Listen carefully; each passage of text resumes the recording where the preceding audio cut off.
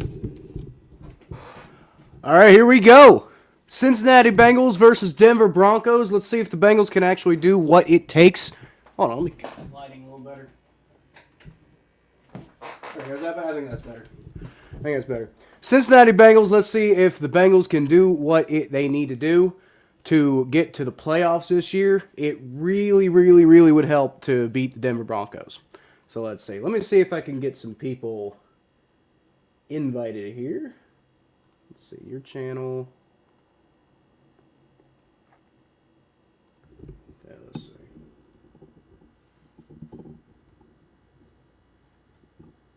So anybody watching right now? One watching right now. That actually might be me, so I don't think so. Alright, so let's see.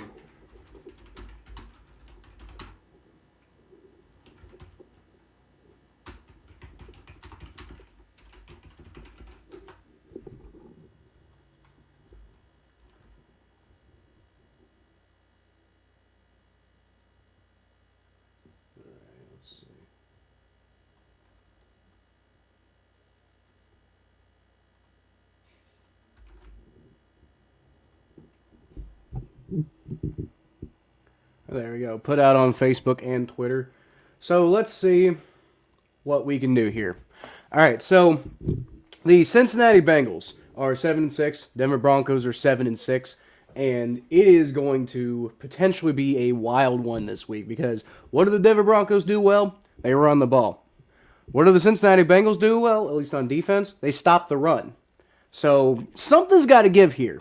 You know, it's just really going to come down to who can get the most accomplished. As far as I think it's going to be like, you know, who can get the most accomplished as far as stopping or, you know, like doing the Denver Broncos. That was just awful, wasn't it? Who can get the fucking running game going as far as, man? I don't know how to say that. Like, can the Broncos run the ball or can the Bengals stop them? That's a good way of saying that, I think. So let's see. I wonder if I can get an inactives list up here. I always have trouble finding an inactives list. Does anybody know a good way of finding that? Because like I always find articles that like go through these like gigantic spiels about like this, that, and the other. It seems like they never really. Here we go. I did find one. So on milehighreport.com. Never find it on Cincy Jungle for some reason. But anyway, the Bengals inactives include Trent Irwin, Vernon Hargraves, Travion Williams, Logan Wilson. We knew about Logan Wilson. Isaiah Prince, Tyler Shelvin. So, nothing really particularly crazy there. I think we knew that Cheeto Awuzie was going to be out for this game. But let's see. Don't love seeing Vernon Hargraves out just because, you know, like he could potentially do something.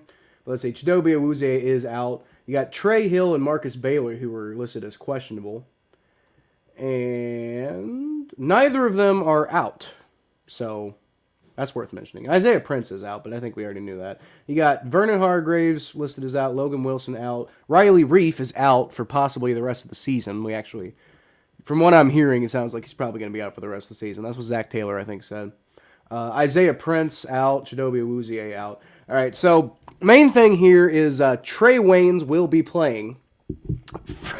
It'd be nice if we could get Trey Waynes and Chidobe Awuzie to play at the same time, but whatever. Broncos kick off the ball, and it is not returned. Hooray! Hooray! Hooray! Oh, that's what we were doing last week against the 49ers. Me and everybody else in the stands, we were just cheering every time that it went for like a touchback and didn't get muffed or something like that. Awful. But anyway, Joe Burrow is coming out onto the field, and we got a pretty full lineup here going on.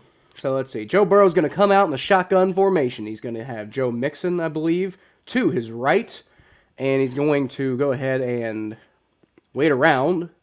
Eventually around. And he takes the first snap of the game. Looks around, throws, and it is caught. Nice catch by T. Higgins there. Not really the best throw on the planet by Joe Burrow. Threw it way high. That was kind of a dangerous throw, actually. But great hands by T. Higgins to come down with that ball. It's only going to be about a 6-yard pickup, actually. So good play on first down overall, I'd say. Not like ideal. You got Fred Johnson starting at right tackle. I'm not sure how I feel about that. Although, well, I'll say that in a second. Joe Burrow's going to line up in the pistol form, not the pistol, strong side, and just throws it. I think he attempts to throw to Jamar Chase, but he's way off. I don't know what's up with Joe Burrow's accuracy right now. But there is a stat that I saw that the Bengals are undefeated when Fred Johnson starts at right tackle. So that's insane to think about because Fred Johnson, I don't believe, is a very good right tackle. But apparently whatever they're doing when Fred Johnson's playing is working. So you gotta give the Bengals some credit for making that happen.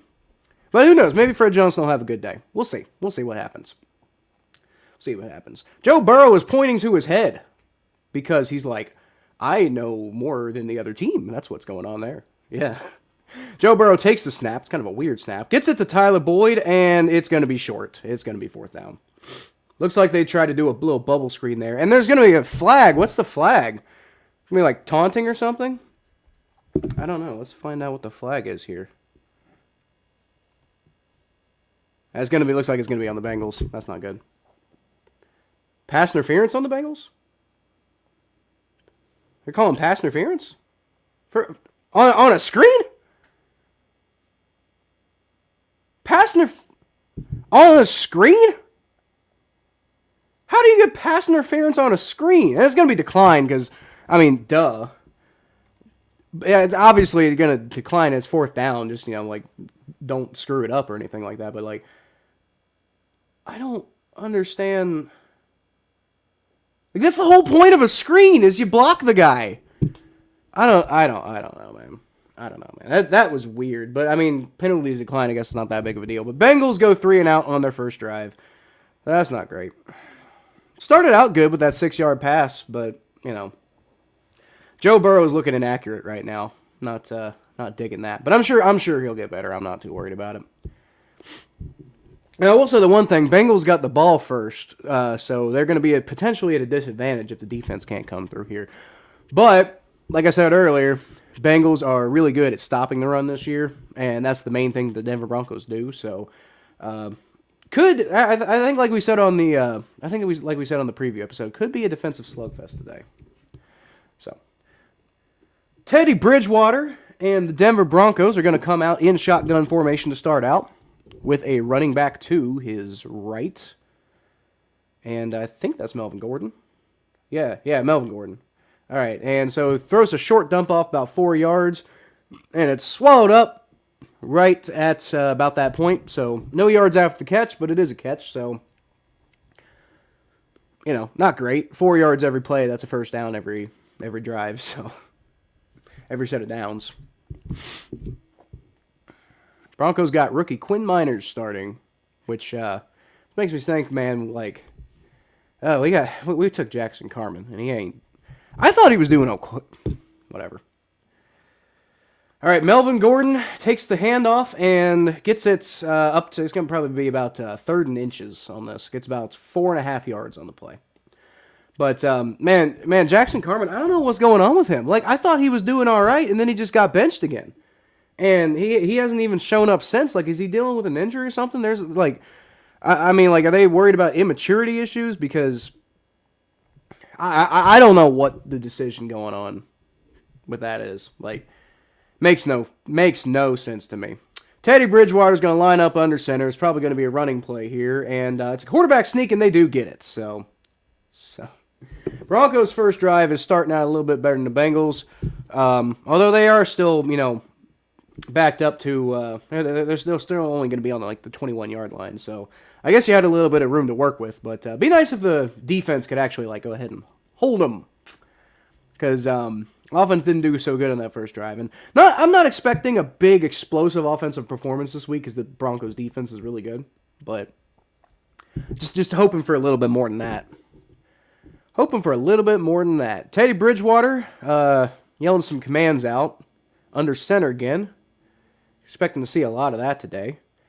Hands the ball off to Melvin Gordon, who goes ahead for about 4 yards. 4 yards, yeah. So, not great. Can't be giving him 4 yards on every first down, but, 2nd down and 6. And, yes, 2nd and 6. So, the officials agreed with my with my analysis there. So hopefully we get a little bit better than that on defense so far. We got Joe Bachie starting at linebacker, which is he's been all right. He's been all right at linebacker, but not great when you have a backup. You don't got Logan Wilson anymore. Teddy Bridgewater takes a shotgun snap, hands the ball off to Melvin Gordon, who's going to man, Bengals had him for about like maybe a 1 yard gain, and he ended up getting about 3 out of that. So got to wrap him up a little bit better than that, boys. They're just going to matriculate the ball down the field if you just keep letting them get short gains like that on every single play. But anyway, it is 3rd and 2. Opportunity to stop them here and force a punt. But you gotta completely stuff them on this play. That's the problem with letting them have short yardage every single play. And the Broncos are not an explosive team, so I don't know. Teddy Bridgewater in shotgun formation, motioning a man over down, and it is incomplete, so it's going to be 4th down. Bengals defense does hold. I think that might have just been a misfire by Teddy Bridgewater, but you'll take it any way you can get it. So Bengals are going to get the ball back, and hopefully the offense can do something this time around. Good coverage there by Trey Waynes, I will say that, but he did almost get beat. I think I think he might have knocked Cortland Sutton off his route a little bit, so that might have helped. But man, hard to really say. We've got a new guy here returning punts. That's either Trent Irwin or Trent Taylor. I didn't see who got elevated. Might have been Trent Irwin. We'll find out here in a second. But anyway, the punt's away, and it's going to be caught at the 20, and it's going to be attempted to be returned, and he's going to get about 5-6 yards out of that, and it is Trent Taylor. Trent Taylor, there we go. I'm happy to see Trent Taylor. That's who I wanted the Bengals to have at punt returner this whole year. I'm not sure why it took him this long. But that was a good play. And he didn't muff it. Oh, man. But anyway, good series by the defense. Not perfect, but good, pretty decent series by the defense. You know, making them work for all those plays. So, I mean, at the end of the day, it's just like, you know, the Broncos are going to have to be perfect if they want to drive the ball down the field against the Bengals. And you want to be able to stop them, but I guess forcing them to be perfect when the Broncos are very specifically not perfect on offense quite often is probably a pretty good strategy. So, defense holds, special teams is not screwing it up, and the offense just got to get something going now. Could be difficult against this Broncos defense, but man, a score on this drive would really help a lot. So since we're on commercial, I'll go ahead and talk about this. Before we got on, I was paying attention to a couple different games that were going on. I was watching Titans-Steelers. Titans went up on the Steelers. What was it, 13-0 at one point? No, it wasn't. The Titans did score another. No, it was about. No, it was 10-0. Titans went up on the Steelers 10-0 at one point, and the Steelers kind of fought their way back for a 19-13 win, which is, you know, traditionally the way that the Steelers always fucking win games, man. I get tired of seeing it, but you know what? It is what it is. I don't. As long as the Bengals can win, it's not going to affect us too much. But man, Bengals got to go win, and they can. That's part of the infuriating thing is they are capable of winning. They were incapable of winning the last 2 weeks, but they just didn't freaking do it. I don't know. Also, how about them Lions, man? Jumping out to a huge lead over the Cardinals and then holding on for the 30-12 victory. What? Man. Dolphins almost gave it away to the Jets, but they finished it off. So somehow, the Dolphins are 7-7 after a 1-7 start. I think that partially speaks to... I think that partially speaks to the Miami Dolphins' schedule so far. Not been too difficult, but you got to give them credit for winning the games that are on their schedule. So, both of those games not great for the Cincinnati Bengals, but you know, as long as they can come away with a win this week, it won't make that much of a difference. All right, so Joe Burrow hands the ball off to Joe Mixon, who goes ahead for about 5-6-ish yards, something like that. So that was a good first play. Now, if we could do that more, that'd be great. Broncos inactives this week include Draymond Jones, defensive end, Caden Stearns, safety, Kenny Young, inside linebacker, Michael Ojemudia, cornerback, and Brett Ripien, the quarterback, who I believe is like the third string quarterback or something like that. I guess Kenny Young managed to be able to play despite being doubtful. Joe Burrow takes the snap, throws the ball off to Drew Sample, Drew Sample. CJ Uzama, who breaks like 3 tackles, breaks about 2 tackles to get ahead for the first down, and that is a very nice play by the tight end, who everybody said was the worst starting tight end in the NFL. He ain't been playing like it this year, man. I mean, he's no Travis Kelce. I think that's, duh. But, he's not like the worst thing ever, so give my boy CJ some credit. Joe Burrow pitches the ball to Joe Mixon, who goes nowhere. Might actually lose a yard there. That's not great on first down. Give my boy Joe Burrow a chance, man. I think Joe Burrow can win you the game here, despite the Broncos having a very good secondary. So just I'm not opposed to Joe Mixon running the ball. By the way, that wasn't necessarily criticism of that play. Just in general, I want to see Joe Burrow get some opportunities to make some plays. I think he can do it. I know you got an elite secondary in the Broncos, but I think Joe Burrow's an elite quarterback. So let's see what he can do. Joe Burrow is an empty shotgun formation, so it's going to be him throwing the ball. And that is what's happening. He winds up, throws, and he's got T. Higgins for about 15 yards for the first down. He was, I don't want to say wide open, but he had like at least 2 yards of separation on the linebacker. No, that was not a linebacker. That was a secondary member.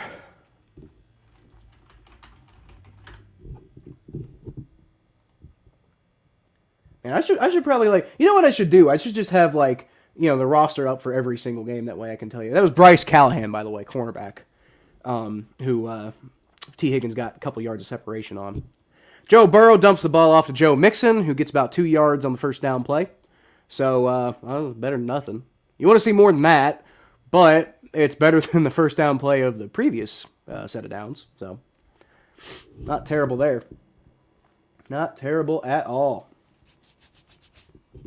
Still got 0 people watching, so all of this that I'm doing right now is for all of you lovely people who want to watch this maybe after the fact, which does happen. Oh, we do got one person. We got one person joining the stream. So whoever you are, say hi. Say hi, and I'll shout you out and put you on the screen down here. Anyway, we got Joe Burrow. He's in shotgun formation. He's got Joe Mixon to his left, and he just hands the ball off this time. And Joe Mixon stutters around a little bit. Looked like he was going to get something done, and then he just completely, screws it up. And he's mad at himself, so I do think he gets about 3 yards on the play. But that was just, man, you had he had a cut. Oh, okay, he tripped. That's what happened. He tripped over Drew Sample. And he's mad at himself, too. You can tell. Man, he would have had at least a first down on that play if he hadn't tripped up. It's going to be 3rd down and 6. It's going to be a little bit shorter than going to be a little bit longer than what I thought they were going to give him. But they are in field goal range now, so that is important to note. They are on the 35-yard line. So Joe Burrow takes the empty shotgun snap, rolls around, and attempts a pass to Jamar Chase, and not getting anything done there. That was like quadruple coverage or something. You're not going to get anything done doing that, man. I don't know. I mean, I know Jamar Chase is an incredible player, but he doesn't exactly have the surest hands in the world. So, and that he didn't even really have a chance at that one. Looks like whoever was on top of him, man. 56. Whoever 56 is. Let's find out who 56 is. Baron Browning blocked that pass with his butt. That's what happened. Jamar Chase never really had a shot at it. So, unfortunate, but probably good play on the defense. Evan McPherson is lining up for the 53-yard field goal attempt. He gets it up, and it is pretty right down. Not right down the middle, but no doubt. Left no doubt on that one. So Evan McPherson is still a weapon, even though he has been not perfect this year. He's had some misses. He's had a couple misses that are not. An NFL kicker shouldn't be missing those field goals. He's had a few misses that, I mean, it was kind of like a 50-50 shot whether he'd make it in the first place. But the thing is, he's got the leg for it. Evan McPherson can hit from wherever on the field you need him to hit. I mean, probably not like from their own 10-yard line, but, you know, Evan McPherson is a weapon. You know, I look forward to seeing him get older and clean up the mistakes a little bit, because if you got a weapon like that who can get you 3 points every time your offense stalls out, then, you know, that's huge. That can be huge and a big difference maker in games.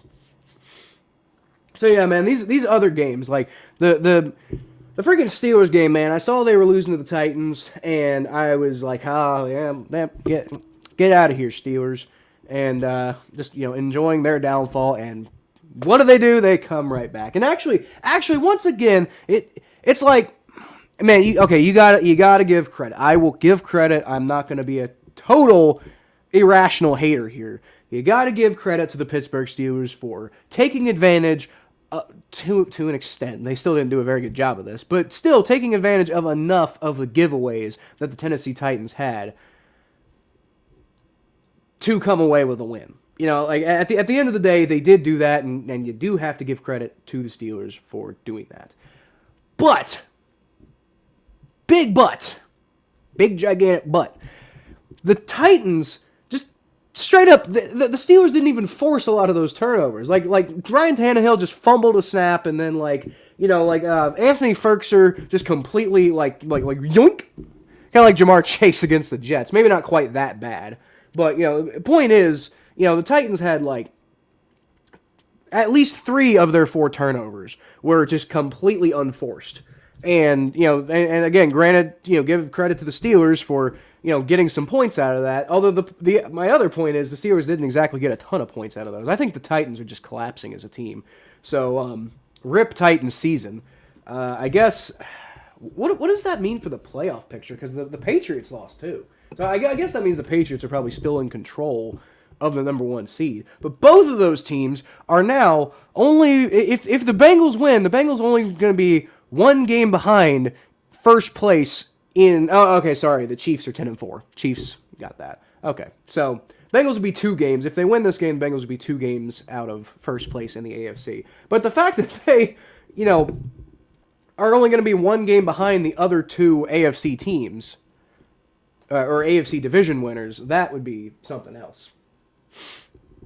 So, overall, Bengals doing okay in this first quarter so far. Not great. You want to see the offense get a little bit more accomplished, but the defense has been playing well.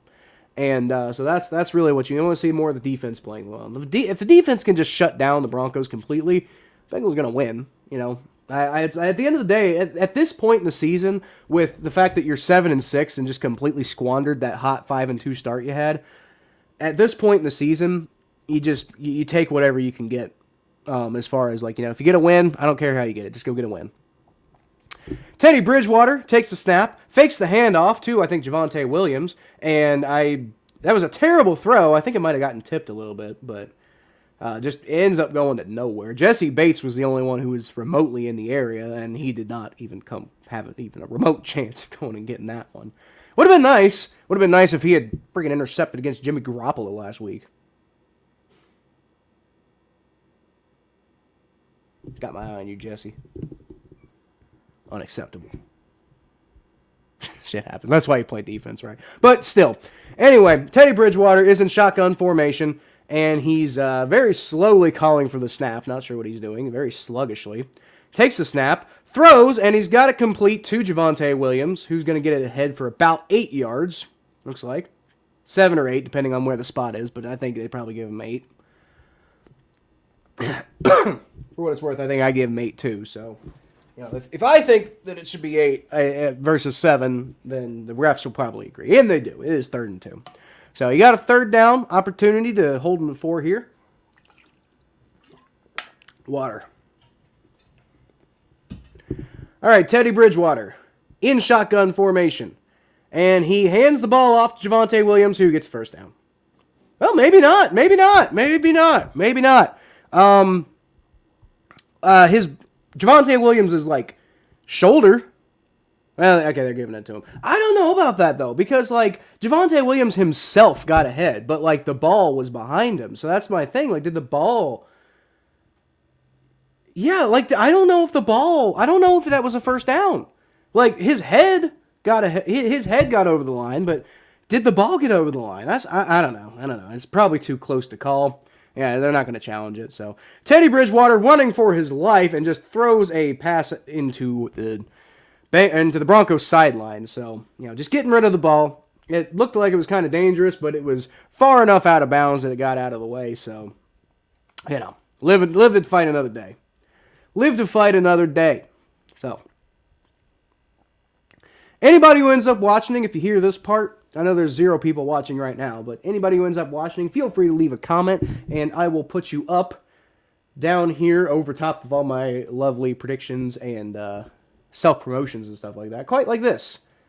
Quite like that. Because I'm using StreamYard, so there's a little bit of a plug to StreamYard. Have a little bit of money, StreamYard. Probably not. All right, so handoff to, I think that was Javonte Williams? Yeah, Javonte Williams. Handoff to Javonte Williams goes for about 5 yards on second down. So it's going to be 3rd and 5, which is probably the most manageable third down that the Bengals have had on defense so far this game. Let's see if they can stop him here. Broncos are probably going to try to pass because I don't know if a run would guarantee you to get a first down. So this one's probably going to be a pass here. Let's see if the Bengals can stop him. Be a really great place to stop him because this is still pretty clear punting territory. All right, so Teddy Bridgewater takes the snap, and he gets sacked! He goes down! It's going to be Joe Bachie? Yes, Joe Bachie! Oh, God, Marcus Bailey. Marcus Bailey, as I said. Marcus Bailey, the 3rd-string linebacker. Or maybe 2nd string at this point. Marcus Bailey in conjunction with Jermaine Pratt, but I think they're going to give it to Marcus Bailey, who got it just ahead of Jermaine Pratt on that play. But that is going to be 4th down, and the Bengals are going to get the ball back on offense, and Trent Taylor is going to be returning this, and that's what you want to see out of the defense, man. That is exactly what you want to see. Now, hopefully the offense can go get some more points. Maybe more than a field goal this time, please. Trent Taylor lets it go out of bounds, and Bengals are going to have the ball at about the 10-yard line. So that's just a really good punt, honestly. And when I said Trent Taylor let the ball go out of bounds, I mean, like, there's really not much he could have done to not let the ball go out of bounds. So, So, not to try to criticize Trent Taylor there, but, it just is what happened. So, some sort of a new Harry Potter movie? What's going on here? It's a commercial right now for a new Harry... okay, this might be Fantastic Beasts. I'm just seeing... I'm seeing, like, Dumbledore and stuff. Fantastic Beasts, The Secrets of Dumbledore. Okay. So just to be clear, I'm not super familiar with much of the Harry Potter lore and books past, like, the main book series. So... Yeah, I guess I didn't even know that Fantastic Beasts involved, like, old Dumbledore. I thought, like, it had something to do with, like, an origin story that involved him or something like that. Honestly, I'm stupid. I probably pissed somebody off just by saying that just now. So I don't know. Just revel in my ignorance of... I was big into Harry Potter when I was a kid, and my mom and my sister were really into Harry Potter, so, like, I feel kind of bad for not really knowing about that one, but I don't know, I just never really got into, like, Fantastic Beasts portion of that whole fandom, so, I don't know, maybe I'll ask Laura, maybe Laura will tell me. I don't know. Okay. What do we got going on Bengals Twitter? I'm kind of interested. Bengals captain. 81 was in the area. Like, the same zip code. What? Are you because of... Oh, are you trying to say that, like, Teddy Bridgewater's throwaway should have been, like, a intentional grounding? I don't know about that, because, like, wasn't Bridgewater out of the pocket anyway? I don't know. Jermaine Pratt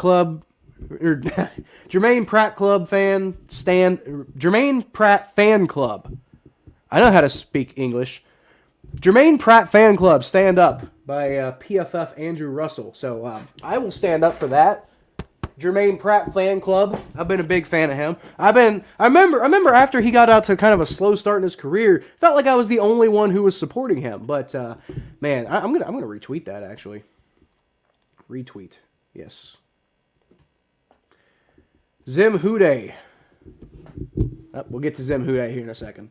All right, so Joe Burrow is going to be under center, and he drops back, throws the ball to T. Higgins, who I feel may have been pushed a little bit. Maybe a little potential for pass interference on that one, but whatever. They're not going to call it on us ever. Anyway, what I was saying, Zim Hude sent out a tweet, former guest on this show, actually. Zim Hude, Trey Waynes was in terrible position on that Sutton drop. Dodged not just a bullet, dodged a nuclear explosion on that one. I do agree. I felt it was decent, okay coverage. I felt like he kind of pushed him off his route a little bit, but I can see that perspective too. Joe Burrow takes the snap and is just going to get... Oh, no! Oh, no! He escapes the pressure, and Jamar Chase with the 40-yard catch! Oh, but there's a flag. There's probably going to be holding. Oh, but man, if for some reason that's on the defense, huge, amazing play by Joe Burrow to get out of pressure and get it to Jamar Chase there. But I'm imagining it's probably going to be holding there. Holding, offense. Fuck, god damn it. Oh, that was such a cool play. Oh, come on, man. That was such a cool play that'd go on the Joe Burrow all-time highlight reel. But let's see, Quentin Spain. Yeah, he's round out. Man, you can't do that, Quentin Spain. What a shame too, man. That was such a cool play, all-time Joe Burrow highlight right there. But then again, I guess maybe if Quentin Spain doesn't hold, maybe that highlight doesn't happen anyway. So whatever. Reset for second down. 2nd and 15. Joe Burrow is going to be in shotgun formation with Joe Mixon to his left. And Joe Burrow is taking the count. He takes the snap, rolls back a little bit, and getting a little bit of pressure, but he rolls out of the pocket and throws, and it's incomplete. Man, this Broncos secondary is definitely making things difficult. Be really nice if we could get out of the end zone, because we're going to be setting the Broncos up with pretty good field position if we have to punt from here. Not a big fan of that. Not a big fan of that. Be nice if, man, yeah, nobody's open. Nobody's open. Your best bet is maybe the dump off route to I think Joe Mixon, who's on the left. That's your best bet. But even then, still really good coverage. Not digging that at all. Not digging that at all, man. All right, Joe Burrow once again in shotgun formation. He hands the ball off for some reason. I guess they're just trying to give Kevin Huber room to punt. I don't know if I like that. It feels like giving up. That feels like giving up, man. Hakeem Adeniji slow to get up. We got one person watching right now. Let's go Bengals. Here we go. Jared Chira. Is that how you pronounce your name, Jared? Chira? Is that how it goes? Anyway, yeah, let's go Bengals today, brother. Let's go. 4th and 11. Let's not go with that. That's bad. But you know what? Whatever. Defense is playing well. Maybe they can hold him again. Kevin Huber takes the punt and gets pretty decent amount of leg on it. And it's fair caught at about the 33-yard line. So, maybe not the right. Chera? Is that what it is? It says I got it right the first time, so it's Chera. Jared Chera. All right, buddy. Well, these Bengals offense is not doing so great, man. But the defense has been playing pretty well, and hopefully if we can just maintain that, be a pretty all right game. But the thing is, at the end of the day, I'm actually a Steelers fan, but I bet on the Bengals to win, so I'm traitor for today. I don't know how to take that, Jared. I don't know how to take that. You know what? If you're rooting for the Bengals today, then I'll welcome you for today. But I was gonna recommend you subscribe to my channel, but I talk a lot of trash about the Steelers on my channel, so maybe you wouldn't like that. Or you know what? Subscribe anyway. That way, when the Steelers do well, that way you can talk some trash back at me.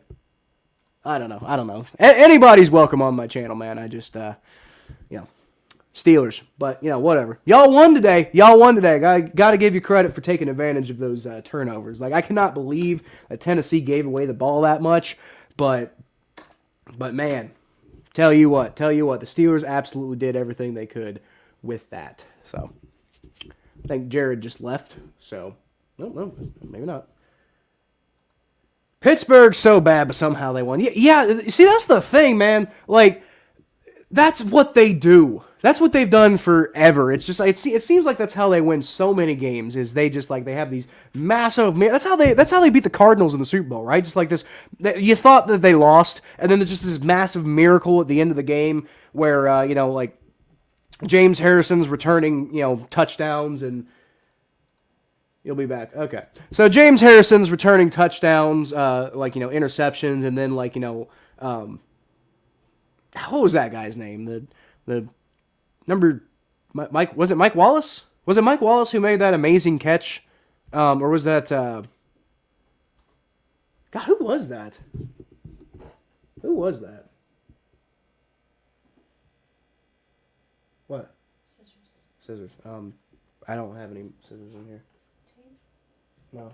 There should be some in the dishwasher, though. Sorry, guys. Doing this from my house. So, got to take care of household things, too. All right, so 2:20 left in the first quarter. Bengals hold a 3-0 lead. Neither offense is doing much of anything today. But Bengals offense has shown at least a little bit of explosiveness. So there's something to hang your hat on a little bit there. But you got to get going. Oh, my God! Oh, what a play! Khalid Kareem taking down Melvin Gordon in the backfield. And so much for that Broncos running game, huh? Not doing so well today. That was Khalid Kareem, right? Number 90? I tried to see, but he didn't look around. See what we got here. 90. Khalid Kareem, I was right. See? See, I know stuff. All right. So, Teddy Bridgewater takes the snap, rolls back, and he's got pressure, and he just has to get rid of it. That was Khalid Kareem again, man. Khalid Kareem almost with the sack and just terrorizing the backfield right now. It's going to be 3rd and 11, and Khalid Kareem is earning himself a position on this team, man. What a trooper. Shame we lost Joseph Osai for the year, but if Khalid Kareem comes on, then, next man up mentality. Khalid Kareem was injured for most of the beginning of the year, so he's fresh. He's coming off an injury, but he's fresh. He hasn't played all year like everybody else, so maybe he can rotate in and cause some disruptions. Teddy Bridgewater is going to be in shotgun formation, so he takes the snap, looks around, and he shoots it off to Courtland Sutton, I believe, and it's going to be, gets about 5 yards on the play. There is a flag. Not sure what the flag is. That's going to be on the Broncos, though. So it's going to be 4th down. Bengals going to get the ball back. So this Bengals defense, man. Illegal shift on the offense. All right. 4th down. It's going to be 4th down, and the Bengals offense is going to get the ball back again. And honestly, it won't matter. The Bengals might win 3-0 at this rate. I mean, I doubt it. That's just not the way the Bengals games have gone. They've gotten out to like some sort of lead at all, and then they've had trouble holding on to those leads. But man, the Broncos offense can't do anything today, and that is so nice to see. So nice to see this defense playing well. And that's the thing. If the offense could play consistently the same level the defense has been playing consistently at, we wouldn't lose another game this year, man. I'm telling you what, this defense is special. This defense is really special. And so Trent Taylor is going to fair catch the ball at the 15-yard line. And Bengals offense going to get the ball back. Let's see if offense can get anything done this time. And like I said, Bengals offense has been a little more, I don't want to say explosive, but they've been a little more productive than the Broncos offense today. They've been getting something done, as evidenced by the fact that they have 3 and the Broncos obviously have 0. But the Bengals offense has been getting a little bit done. Hopefully, they're just warming up, and then, at some point, they just boom, like a big, like that play to Chase, man. Oh, man, if Quentin Spain wasn't holding, then Joe Burrow might have gotten sacked, so it's whatever. Like, there is actually a real possibility that that hold from Quentin Spain is what made Joe Burrow able to make that play. But it's just such a shame because that was such a cool-looking play. That's the kind of play that if they had made that, then that'd be one of those plays you look back on in 20 years and be like, remember when the Bengals did that play that one time? It's like regardless of whether they win or lose. Be like you remember, like when Jerome Simpson did that front flip over the Arizona Cardinals in a game that we actually ended up losing, but everybody remembers the front flip. Nobody remembers the loss. And actually, I think it was 2011, so we went to playoffs anyway. That loss didn't end up mattering. But everybody remembers that everybody remembers that front flip. I believe they still play that highlight on NFL Network from time to time today. And so that's regardless of whether you win or lose, that Joe Burrow highlight could have been like something amazing. But unfortunately, Quentin Spain was holding, and like I said, Quentin Spain holding might have been part of the reason that they came away with that play in the first place. So, you just don't know. But the thing is, Joe Burrow is capable of doing stuff like that. Remember when in the national championship, Joe Burrow pulled off a play like that. And I think that one actually might have had some sort of penalty attached to it too. But the point is, Joe Burrow is capable of making insane plays like that. And hey, man, I will say the one good thing about that play, even though it did get called back, Jamar Chase caught the ball.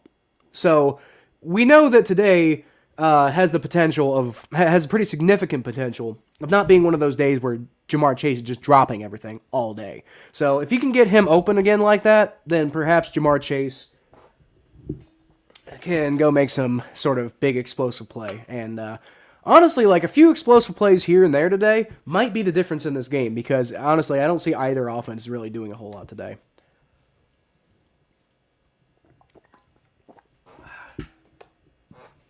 All right. The Tony the Tiger Bowl. Is that a real thing? What is up with some of these college bowl games? I don't understand. All right, Joe Burrow takes the snaps. 1st and 10 from the 16-yard line, actually. And he hands the ball off to Joe Mixon, who's got some room. Gets about 6, maybe 7 yards on the play, depending on where they spot it. I'd mark it 6, but the refs overruled me earlier in favor of the Bengals, so you never see. You never know. Oh, they gave him 5. Okay, yeah. All right, there's the refs that I know and love. All right, so Joe Burrow takes the snap, gets the ball off after I thought he was going to get tackled, gets it to Drew Sample, who gets about 2 yards on the play, and I don't know, but like some dude on the Broncos. Yeah, there we go. There's the flag. Yeah, came in barreling toward him with a headshot for no reason. They'd better call that like a personal foul, like hit to the helmet. Like, I mean, if you're gonna have the rule, which they probably should have the rule because football's such an insanely dangerous game. You gotta have something protecting the players. But man, that better be an illegal hit to the helmet. They're not calling oh, no, it was a face mask. No, horse collar? Okay, I see. Okay, so he did not hit him in the helmet. He hit him in the shoulder. So that might be why they picked up the flag. That was real close, man. Like number 55 there. I wouldn't recommend doing that again, but you did manage to avoid hitting him in the head. So I will step back. That I guess is a good no call. That's a good no call, but still maybe a little unnecessary. Maybe a late hit. I don't know. Joe Burrow takes a snap, scrambles around, avoids pressure yet again, and runs for the first down this time. Gets about 5 yards on the run. And man, Joe Burrow is like, I'm not sure whether to be like excited about how well Joe Burrow is handling pressure today and like avoiding hits and stuff like that, or if I should be upset with the offensive line for letting so much pressure in Joe Burrow's face today. I don't know. But I don't know. Maybe they can get it cleaned up. It does kind of like not having Riley Reef hurts, but at the same time, a lot of the pressure's been coming from the left side today. So I don't know what you even do with that. All right, so anybody watching the stream, feel free to like and subscribe. Like the video, subscribe to the channel, because we got Bengals videos coming at you. We got 5 videos we post every week. 4 of them are Bengals videos. One of them is a power rankings video, and one day I intend on getting a little bit more in depth with covering the whole NFL and stuff like that. But right now, I just jumped in the middle of the season. I just started doing it this year. Just jumped in the middle of the season, and right now I'm just trying to get my legs, figure out how to like produce content and get it out, and get myself in a rhythm and stuff like that. And the holiday season's hard enough at my day job, and then on top of that, I'm doing these videos in the middle of the season, and it's just like really hard to come up with creative new content when I got to put out like recap videos and preview videos, and I got like these Battle of Ohio. I do the Battle of Ohio podcast too, and that just takes up a ton of my time. Then I'm doing atbnetwork.com. I'm doing Bengals articles for them. So I mean, I throw the power rankings in there to try to mix it up a little bit, get some more sports, some more general NFL content in there. But right now, this is what I'm dealing with, and I'm just trying to make the best of it. And then we'll see in the offseason if maybe I can come up with a little bit more interesting content for all viewers, not just Bengals fans. But right now, it is primarily a Bengals channel. But even if you're not a Bengals fan, subscribe. It's fun content, and those power rankings are interesting. Subscribe for the power rankings alone, for real. Hell, if you don't want Bengals content, just treat this like a channel where I only post one video every week, and that's the power rankings video. So subscribe for that too. What we got going on here? What are the other games that happened this week? You got the Texans beating the Jaguars 30-16. I probably should have seen that coming. I was kind of hoping that the Jaguars would rally together, like in defiance of Urban Meyer after he got fired, but that's not what happened. Looks like James Robinson got in the game, though, so that's important. Falcons are beating the 49ers 3-0. I actually predicted. Now, me and Thomas on the Battle of Ohio podcast, we did not get to our predictions this week, so unfortunately those aren't going to be able to count. But I'll tell you, I personally predicted the Falcons to win that game, so we'll see what happens there. Back to the game, Joe Burrow takes the single back snap, hands the ball off to Joe Mixon, who goes ahead for about 7 yards. Good first down play right there. See if we can do more of that. Oh, also another game we might want to be paying attention to. Packers are playing the Ravens, and let's see, Lamar Jackson is out. You got Tyler Huntley in, and so the hope here is that the Packers can rise to the occasion and take down the very, very injured and issue-filled Baltimore Ravens to give the Bengals a chance to take over this division. Joe Burrow in the single-back formation takes the snap, fakes the handoff, and just gets swallowed up. Swallowed up by Justin Simmons on the safety blitz, and that was bad. Free rusher, nobody accounting for him. I don't know who would have accounted for him in the first place because Joe Mixon was on a play action, but yeah, complete and total free rusher. Nobody was paying attention to Justin Simmons. And I think Joe Burrow just didn't know there was a blitz coming in the first place. I think he must have just not read that play very well. I think that one might be on Joe Burrow. That one might be on Joe Burrow. I think I would consider that one to be on Joe Burrow. It is 3rd and 15. Not good, but the Bengals have an explosive offense, and they could pick this one up. So be nice if they did, get some more points on the board than just 3 points. Joe Burrow takes the shotgun snap, looking around, gets the ball off to Samaje Perine, who's not going to have anywhere near enough room to go get a first down. Gets it up to about the 31-yard line. Bengals are going to punt again, so that's just freaking dandy. This offense, man. This offense is so freaking inconsistent. Oh, hey, it's Thomas. What's up, man? Sorry, I was looking at some other stuff. What's up, Thomas? What's up, Kyle? Steelers won. What the hell? Yeah, that was stupid. We got there's a Steelers fan actually watching right now, and I was just talking to him about it earlier. But it's just like the Titans, man, just like kept handing the ball over to the Steelers, and it's like the Steelers are bad, but they're also opportunistic, and that's the thing they really always have been with Mike Tomlin. They're consistently inconsistent. Yes, they are. So Bengals got a false start on the punt. The hell? On Trey Flowers. Jesus. Tyler Huntley is better than Lamar Jackson. I don't know. I don't agree with that, man. Like, I see where you're coming from on that one, but I think like there's just there's a lack of tape out there for Tyler Huntley, so he might look good at first, but I mean he won't stay looking good. Kevin Huber with a pretty decent punt there gets the ball down to maybe not the best punt I've ever seen. Gets the ball down to the 30, which is okay, but not exactly the best that I've ever seen. Nick Muller. It's by the way, Thomas. It's Nick Mullins. You keep texting me Nick Muller, but it's Nick. It's Nick Mullins. That's his name. Might be better for the Browns too. You think so? I don't agree with that. I don't agree with that. Like, I mean, honestly, like, I think Case Keenum's probably the best backup in the NFL right now, and Baker Mayfield's better than Case Keenum. Like, I mean, maybe not like substantially the way he's been playing lately, but I don't think Nick Mullins is better than either of them by any way, shape, or form. I mean, Nick Mullins had like an okay game, but it's the same thing with Tyler Huntley. You know, like Tyler Huntley, like I think takes people by surprise because there's not a lot of film out there, and you're not really prepared for Tyler Huntley. But no, Nick Mullins is not. I don't think Nick Mullins is good. Kyle is not reading my comments very well. What do you mean I'm not reading your comments very well? What's up, Kyle? The Steelers won. What the hell? Tyler Huntley is better than Lamar.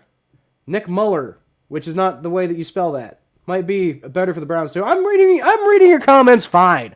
I don't know what you're talking about. Consistently inconsistent. I have to start mulling in fantasy this week. Yeah. Are you intentionally starting? Are you saying you have to because you don't have any other choice, or are you saying, oh, I should? Like, because I don't think you should if you have another option. But I mean, if that's all you got, then whatever. Fuck you, Thomas. I'm in a 29-team league and my QB has COVID. That's fair. That's fair. All right. So I mean, look, if Nick Mullins is all you got, then Nick Mullins is all you got. I get it. He's reading them late. Okay, well, you know what? Like, what am I supposed to do? I'm trying to watch the game. I'm trying to stream the game here. And you're coming at me out of nowhere. 20 team. Okay. Well, still. Actually, yeah, I don't know how a 29 team would even work.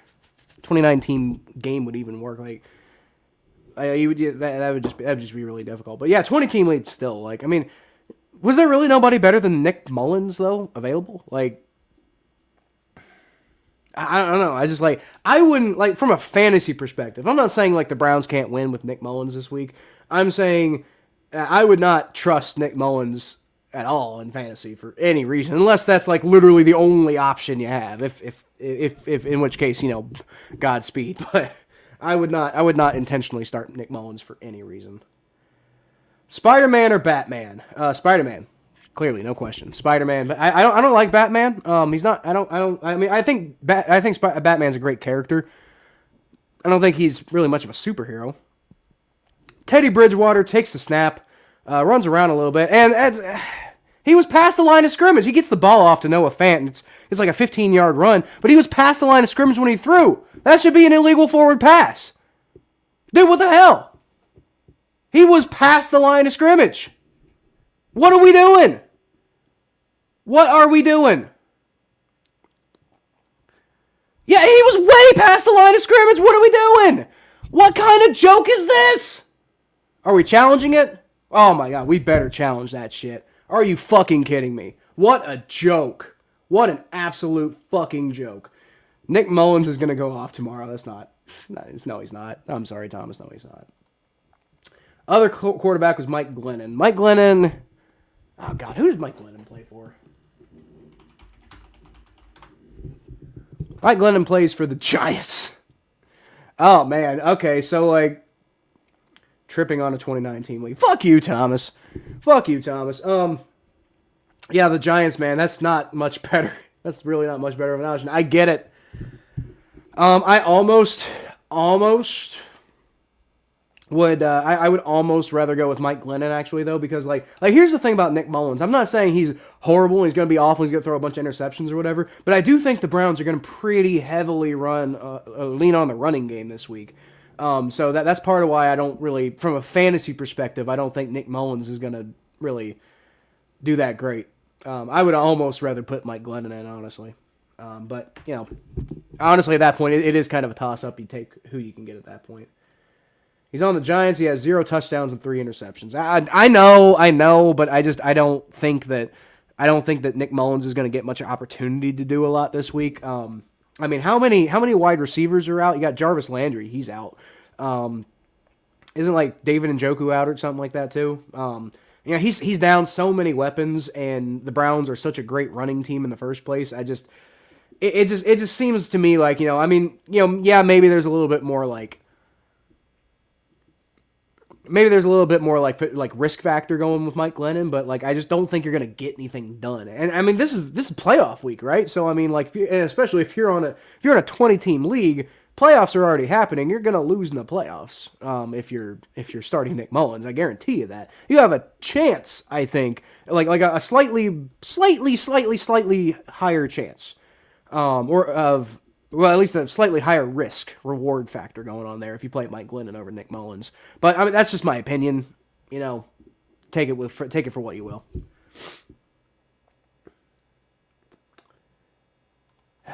Thomas projected to win by 30. Well, okay, you know what? If you're projected to win by 30, then I guess don't worry about it in the first place. But I guess I was just saying, if you're expecting your quarterback to go win it for you, Nick Mullins is not the person I would pick to win that. But I mean, if you're projected to win by 30, then I guess, I don't know, whoever you're playing against clearly doesn't really pay too much attention. I mean, unless they just forgot. Did they forget to set their lineup? Like, man, hell of a time to forget to set your lineup in the playoffs. Like Thomas, who forgot to set his lineup going into the playoffs. Ruined one of the best fantasy comebacks I've ever seen, man. Teddy Bridgewater takes a snap, hands the ball off to Javonte Williams, who fights ahead for about 5 yards, so that's not great. His team's ass in COVID. Yeah. Just got a bunch of people on COVID. You still can sub people out if you got a bunch of people on COVID. But I don't know.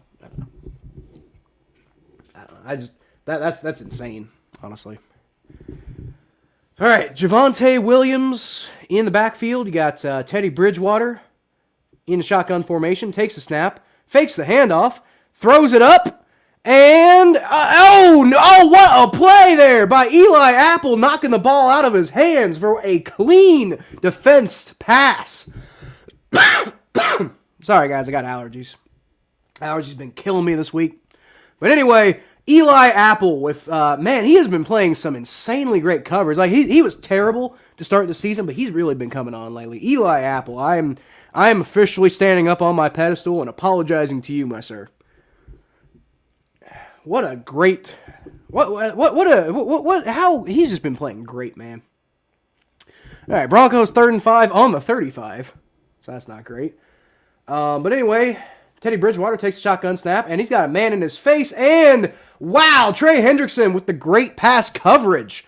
And he doesn't let Javonte Williams go anywhere. It's going to be 4th down. I think they might have lost a yard there. It's going to be 4th down, and not going to really matter. They're probably going to go for the field goal here, and it's going to be a long field goal.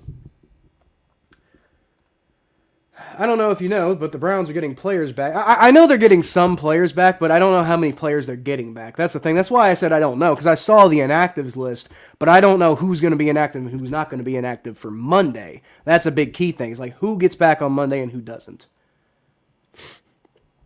All right, Brandon McManus lining up for the 54-yard field goal attempt, and he's got it.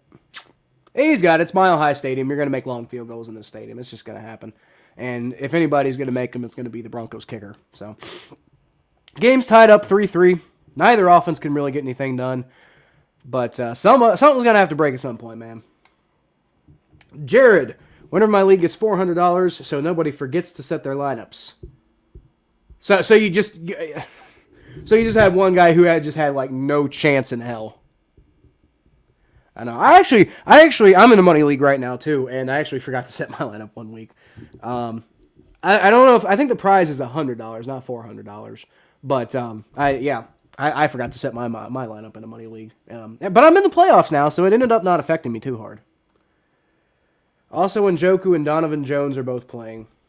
No, okay, all right. So he's gonna have some weapons. But I know she didn't mention Jarvis Landry there, so that's gonna be not so great. But I don't know. I would still, if you had the choice, I would still lean towards Mike Glennon. I don't know if Nick Mullins. I still, it just has to do. I still think the Browns are really going to try to force that running game this week. That's my opinion. Maybe I'm wrong, but that's what I'm seeing is probably going to happen. thought Glennon would struggle against Dallas and that Mullins would get at least some points. Well, I mean, Glennon probably will struggle against Dallas. I'm not arguing. Well, okay, did. Yes, he did struggle. Mike Glennon did struggle against Dallas. I didn't even realize that game already played. Oh, so he already had 0 touchdowns and 3 interceptions. I didn't realize that game was already over. I don't pay any attention to the Cowboys and Giants. But okay. So clearly playing Mike Glennon would have been a horrible decision. I'll take the L on that one. That's my fault. My bad. But I still stand by going into it. I think Mike Glennon would have been like the higher upside player.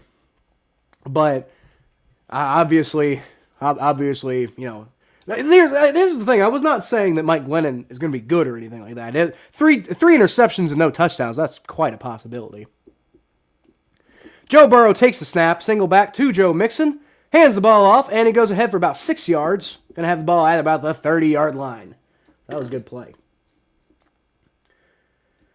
So, anyway, back to Jared. He thought that Glennon would struggle against Dallas and Mullins would at least get some points. Well, you were half right, I guess. Half right because Mike Glennon did struggle. But, I don't know. I don't see Nick Mullins doing much. I just don't, because I think it's going to be the running backs. You know, it's going to be the running game. I think it's going to be. I'm not saying the Browns won't win. I think the Browns could totally win, but I think it's going to be on the backs of the running backs. Joe Burrow takes the the single back snap, dumps it off to Joe Mixon, who doesn't really go anywhere, but does eventually get ahead for 1 yard. So makes a little bit out of nothing. Makes a very little bit out of nothing. So you're going to have a 3rd and 4. And not exactly what you want to see, but man, this offense got to get something going because, the big problem they've been having this year is they've just been expecting the defense to just bail them out constantly, over and over and over again, and eventually the defense gets worn down. Man, you just cannot keep doing that. But whatever. All right, Joe Burrow in shotgun formation, clapping. It's like yay, and Jonah Williams first starts. It's going to be 3rd and 9 because Jonah Williams false started. God damn it.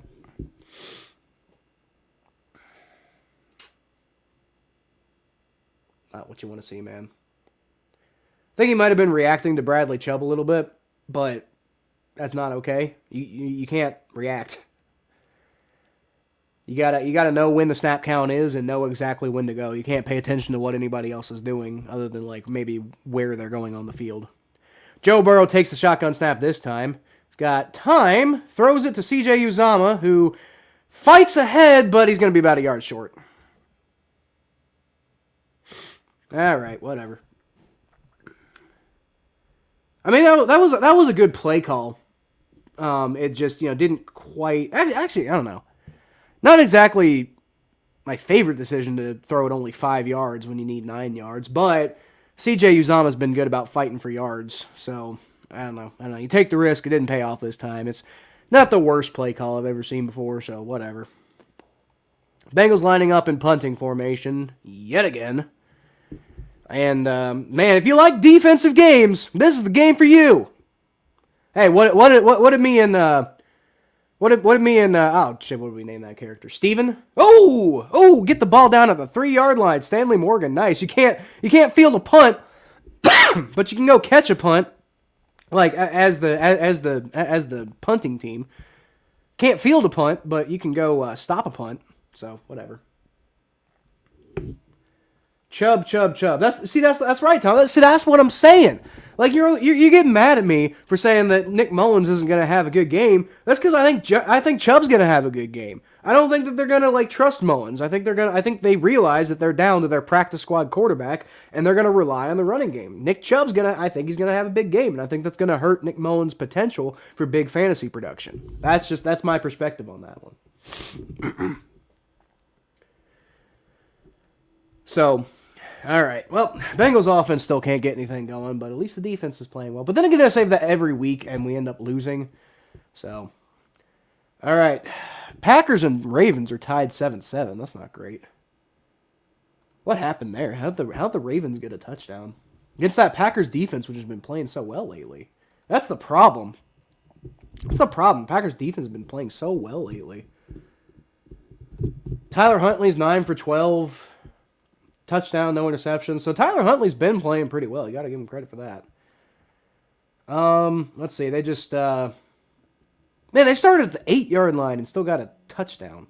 Oh, no, they started at the 45 and scored from the 8. Okay. ESPN changed the way they do their box scores. It's weird. Would I say the Bengals are the least consistent team in the NFL? I'd say no. No. They're up there, but they're no more inconsistent than a lot of teams this year, honestly. The Bengals are... The Bengals are pretty inconsistent, I'll give you that. But I don't know. I think there's a lot of... Like, a lot of their up and downness is for consistently the same reasons. It's like they can't protect the middle of the field.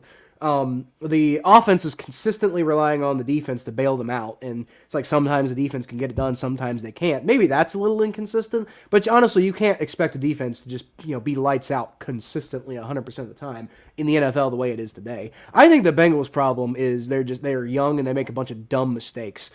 But least consistent, I don't know. Like, I mean, look at the Titans. Look how many... This is such an inconsistent year for the NFL in general. Maybe the Steelers might be the most inconsistent team in the NFL. The Dolphins. I don't know. But there's so much inconsistency in the NFL this year. I mean, like... I don't know. Maybe I'll do, like... I don't have time to, but, like... Maybe in theory I could do a video breaking down the most inconsistent teams in the NFL. But I wouldn't... just off the top of my head, I'd say probably not. They're probably not the most inconsistent. All right, so Broncos did get the ball at the 5-yard line. Hand the ball off straight up the middle, but it goes for maybe a yard. So good defense there by the Bengals. I feel like every time I bet on them, they lose. And when I don't, they have a huge game. Don't say that, man, because that makes me think we're going to lose today, because you bet on us, right? That's why you're watching, because you bet on them? God, I hope not. I don't know, but man, we need this game. I'll tell you that right now. Like this is about as close as you can get to a must-win without it, like by definition and literally being a must-win. Like when it like losing your out type of scenarios. Teddy Bridgewater fakes the handoff and dumps it off to Alfred Ogbeweganon, I think, and just completely fakes out the guy who was in coverage, and they're gonna get a first down out of that. It's just like, nobody's doing anything, man. Like on that one play, like, just gets completely faked out. Terrible. And he hurdles over Eli Apple, because of course he did. Because Eli Apple can't give us all nice things, right? Like he's got to do one great thing and then a stupid thing, right? Like you just can't have a great game, Eli Apple. Just come on, man. I don't know. Whatever. Prevented a touchdown earlier. I guess I got to take that. And Bengals swallow up the run again. So once again, Bengals run defense proving to be really good. I did say that was going to be a key to this game. If the Bengals stop the Broncos' rushing attack, then the Broncos basically have no offense. And then, I don't know, maybe the Bengals offense can, over time can figure out how to attack this elite Broncos secondary. I don't know. Who do I hate the most out of the Browns, Steelers, and Ravens? Well, Jared, the Steelers. Not gonna lie. Yeah, sorry, bud. But yeah, no, I hate the Steelers. I absolutely fucking hate the Steelers. And after this play, I'll tell you why. Teddy Bridgewater takes the snap, fakes the handoff, throws, and it's nowhere near Tim Patrick. So not a good play on that one for the Broncos. Good for the Bengals. 3rd and 8. But anyway, Jared, I'm not gonna lie. First of all, there have been a ton of Steelers fans who have just been absolute shitheads to me my entire life. So I mean, like what else am I supposed to say? And then for them to be constantly beating the Bengals like in the most important situations, and then they tore Carson Palmer's ACL. They broke Andy Dalton's thumb when Andy Dalton was potentially on pace for an MVP season. It's just every time that like the world feels like it's ending, it's because of the Steelers, So, yeah, the Steelers, I hate them the most. Teddy Bridgewater takes the shotgun snap, throws, and it's way off target. Way off target. So, Bengals defense holds again. Going to be 4th down. They're going to punt. I hate the Browns and Ravens way more than the Bengals. Well, I'm sure you do, Jared, because like the Bengals, like I mean, there was a brief time when I was like teenager where the Bengals were getting pretty good and the Bengals and Steelers rivalry was starting to get kind of good. But in recent years, man, the Bengals haven't been much of a threat. I can't imagine why you would hate the Bengals if you're a Steelers fan, or really if you're a fan of any team. Really, I can't imagine why anybody would hate the Bengals because they've been a threat to nobody. Even the Browns. The Browns have been beating them. Baker Mayfield's undefeated against them. Trent Taylor catches the punt on the bounce and gets about 3 yards out of that. So the Bengals going to have the ball about the 40-yard line. Maybe they can do something with it this time. Come on, guys.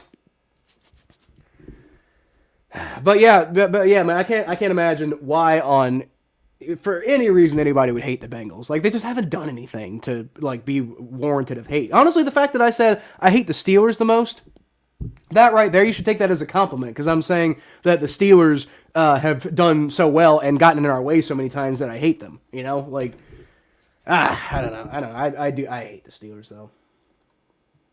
It's because Huntley is better than. What's because of Huntley? What does that have to do with anything, Thomas?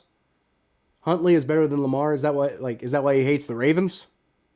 Huntley is not, but that's I don't know. You're gonna keep saying we'll talk about this on the podcast, man. But Huntley is not better than Lamar. he's not, but he's more. He's more unknown, I think, is the main thing. All right, Joe Burrow takes the snap, hands the ball off to Joe Mixon on the first down play, and Joe Mixon gets swallowed up in the backfield for about a 1-yard loss, and that sucks. Wow, that's terrible. People hated Burfict. Yeah, people hated Burfict. But you know what, Jared? Vontaze Burfict did nothing any more than like 5, 6, 7 Steelers players that I can remember in my lifetime. He was a dirty player. Yeah. I don't stand by Vontaze Burfict. But Steelers fans have no right to get mad at Vontaze Burfict for the way that like guys like Hines Ward played. Terrible. Or whoever kicked Kevin Huber and broke his jaw. Like, I don't know, man. The Steelers do that shit all the time, and nobody ever calls him out on it. I'll call him out on it. Joe Burrow takes the shotgun snap, rolls around, and rolls out of the pocket, and throws the ball to C.J. Uzomah, who's about the only guy who could actually catch today, for about a 3-yard gain. So, but, again, just to confirm, I do not stand by Vontaze Burfict being a dirty player. I'm just saying that Steelers fans have no right to complain. Because Steelers players have been dirty for years, and nobody calls them out on it. In fact, Steelers fans celebrate them. So, get out of here, honestly. With not you, Jared. You haven't said anything that I necessarily want to call out. But, like, in general, Steelers fans who try to act like they never did anything wrong, like, that's what I hate. That's why I hate the Steelers. It's not just because they've been good. It's because of that attitude, you know?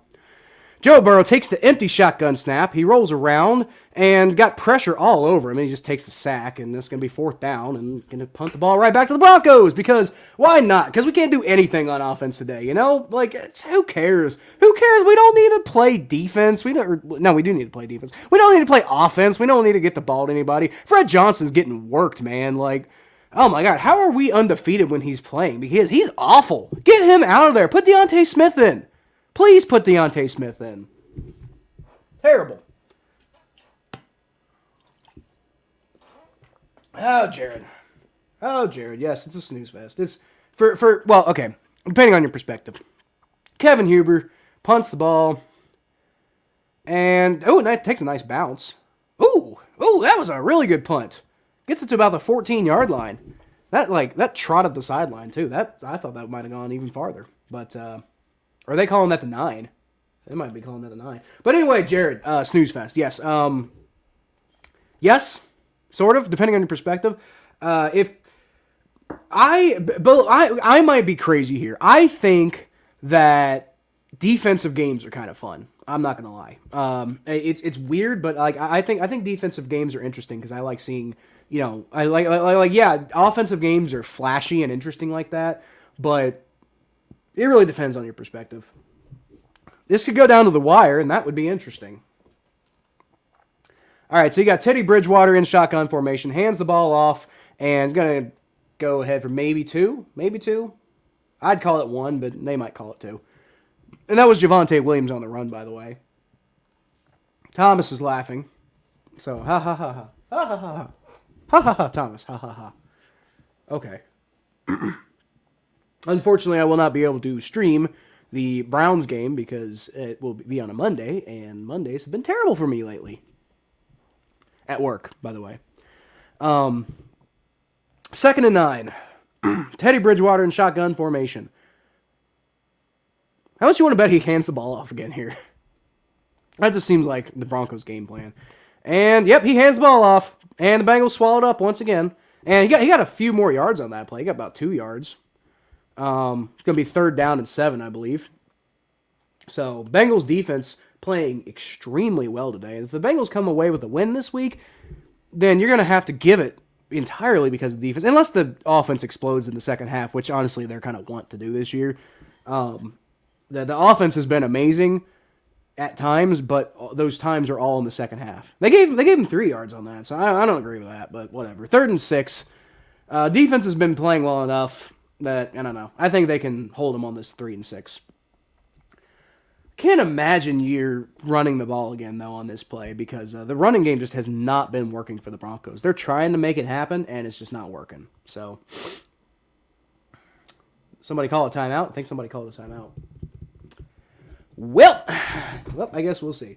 But, yeah, defensive games, man. I like defensive games. I might be weird, but I think defensive games are kind of interesting because defensive games they're very physical. They can be kind of a little ugly to watch, but snooze fest.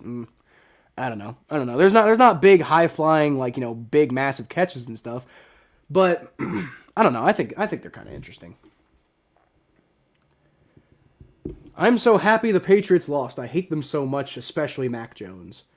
Why? Why do you hate Mac Jones? I mean, I can see, especially as a Steelers fan, I can see why you'd hate the Patriots.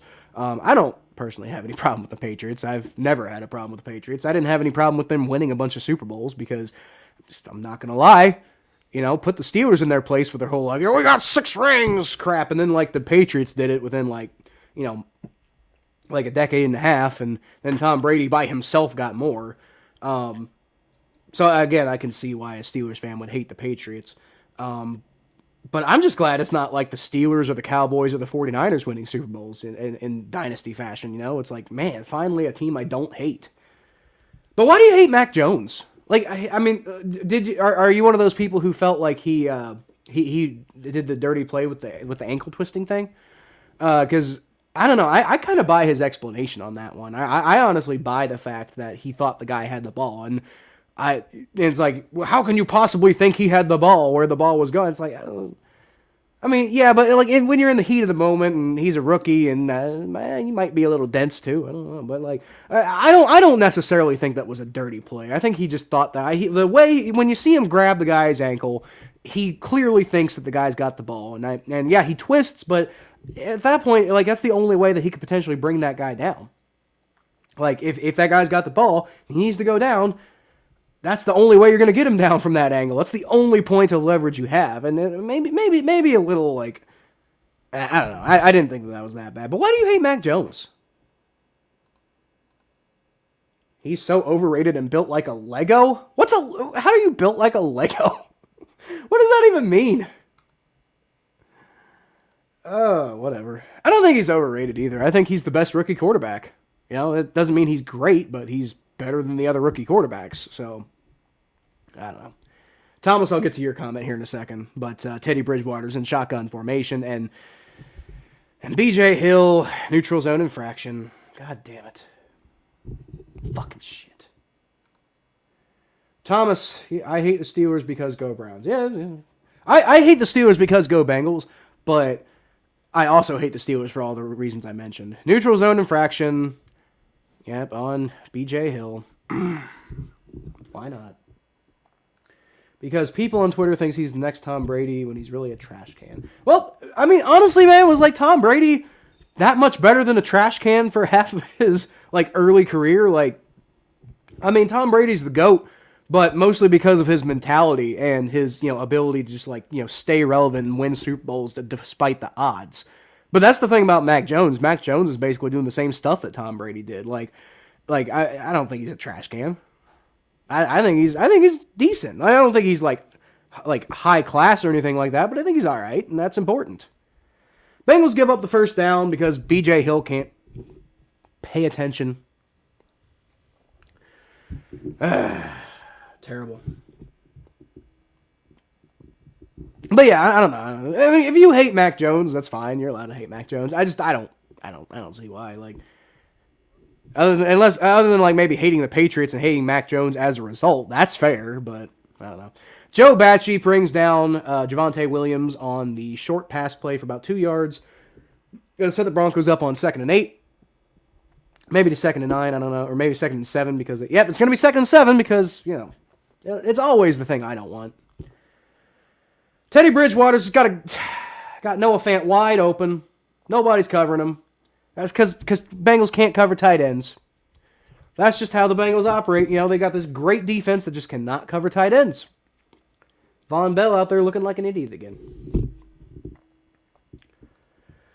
I got in an argument on Twitter because people were saying Mac Jones is better than Burrow. Okay, so if that's... Okay. They're definitely overrating him if they think he's better than Burrow. That's stupid. But okay, so if that's your reasoning, then fair enough. Like he's not better than Burrow, but I mean, I haven't seen that. That's why I don't feel that way. But if that's what people are saying, yeah, that's stupid. That is stupid. But I mean. Maybe you just hate those people on Twitter. Honestly, man, Twitter's super toxic. Like, I mean, I have a pretty significant presence on Twitter because I kind of have to get anything like this done and have, a significant amount of people paying attention to it. But Twitter's toxic. Can't judge anything based on Twitter. Teddy Bridgewater hands the ball off to Javonte Williams, who gets about 5 yards when he probably should have had -1. But Bengals just did not contain that particular run play well at all. And this is a defensive drive that is not looking all that great. And the sad part is the second quarter's almost over, so it's like, I don't know. All right, so the Bengals got Javonte Williams out of bounds on that one for a 1 yard loss, but it stops the clock. And I think right now what you're thinking, man, if only they could like accidentally use up those 35 seconds. But then again, the Broncos got 3 timeouts, so I think if the Broncos somehow ran out of time, that would be a new level of stupid. So I doubt that happens. But you never know. Maybe you can hold them to a field goal at least. This has been by far the worst defensive drive of the game, so that's not great. All right, so Teddy Bridgewater is in shotgun formation. And he rolls back, and he throws, and it's shorts, but it doesn't matter because can't fucking tackle in the middle of the field. Jermaine Pratt, so inconsistent. You love him and you hate him all in the same game. No ability to bring Melvin Gordon down on that play. Gives him like 4 extra yards when you really didn't need to. Gets him down eventually, I guess. Do I have a favorite NBA team? Yeah, sort of. I'll answer that at halftime, Jared. I'll answer that at halftime because I don't want to miss part of this game. Even though it's probably going to end with the Broncos score, and that's going to make me mad. But going to have a lot of dead time during halftime, so I want to try to take advantage of that. I'll answer that question at halftime. Everyone's saying Mac Jones is a top 10 quarterback. He's not. That is overrating him. But he could be. He could eventually be. Teddy Bridgewater takes a shotgun snap. He throws, and it's dropped. Just stone cold dropped by Ogboweganon. Bengals just easily let him have that one, but he dropped it. Not that it matters because, on the field, they're calling the 35-yard line field goal range, but I'm pretty sure it's beyond that because we're in Mile High Stadium. So I'm pretty sure the Broncos are already in field goal range. Well, okay, maybe not quite. No, they're calling it the 40. Huh, I thought it said the 35, but whatever. Oh, boy. All right, come on, Bengals. Can you, not give him anything here, please? Teddy Bridgewater takes a snap, throws, and it's complete. and not going to get the first down, I don't think. Going to be about a half yard short. So that's, I guess. Trey Wayne's out here just getting cooked in coverage all day. He's not good. Man, what a waste of a fucking signing that was, right? Like, he hasn't hardly played his entire career in Cincinnati. And when he does play, he looks like trash. I mean, that might have something to do with the fact that he hasn't been practicing or has been rehabbing the whole time. But still, he looks like trash, man. Like, come on, Trey. We need somebody. We need some sort of cornerback to play better than that, man. I mean, maybe he's been doing well in coverage when he hasn't been letting the ball get caught. I don't know. I haven't been paying that much attention, and the shots haven't really been giving me a good angle of him constantly, so I don't know about that. But every time I see him, it's not good. So, except for that one play where I felt he did better than people are giving him credit for.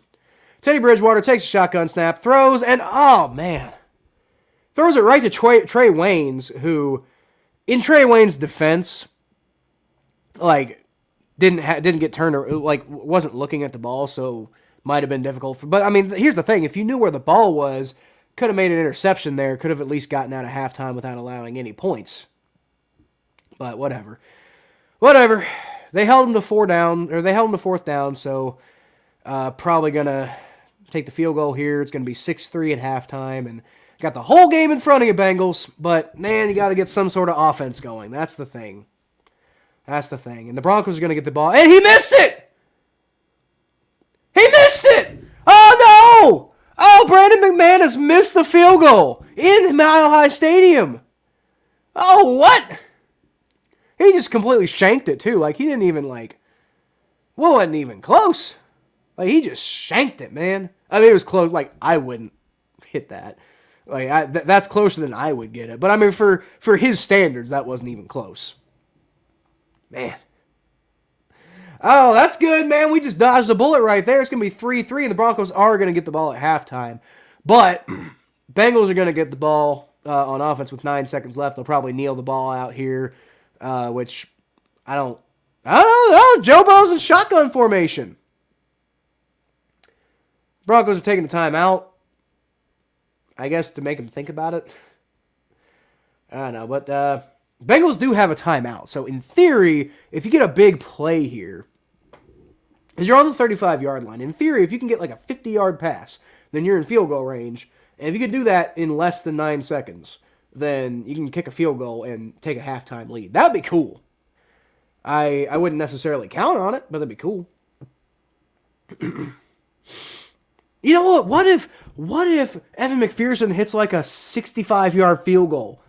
What if they do that? Because it's Mile High air, give them the chance. Like, why not? Like, go get the ball to like the 54-yard line or something like that, and just 54. That's not even a yard line.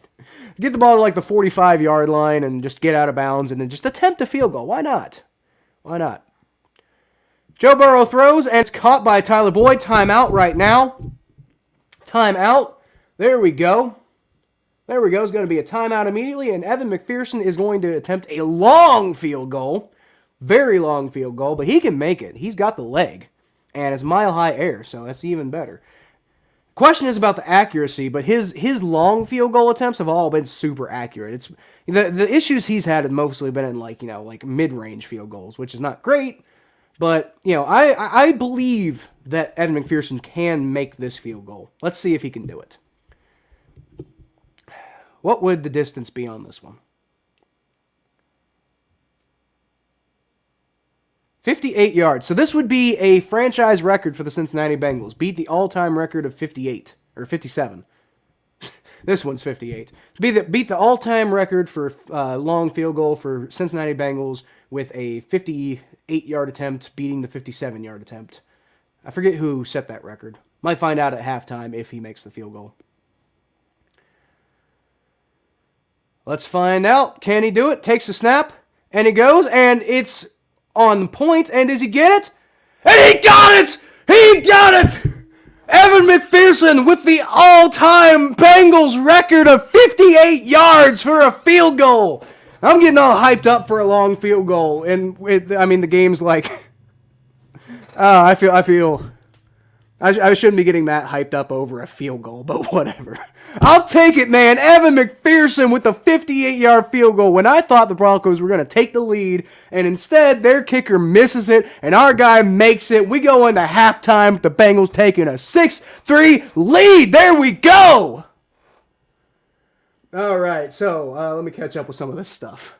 Bengals should draft Sauce Gardner. I agree. I don't know if we're going to be in position to draft him when we come up. I don't know what our draft positioning is going to be, but if we do make the playoffs and then let's say we win a playoff game, I don't know if we're going to be in position to draft Sauce Gardner. But I agree. You know, there are like we're probably going to cut Trey Waynes. And so you got like Cheeto Uze, like Eli Apple's been serviceable and he's been coming on lately. But I think I agree. I think you take a young stud like Sauce Gardner at cornerback. I think that would be the move. I think I completely agree with that. Wow, that 58-yard field. You know what I'm going to do, y'all? I am going to clip that out on YouTube, and I'm going to just say a Bengals fan reacts to Evan McPherson breaking the all-time franchise record. Let's see.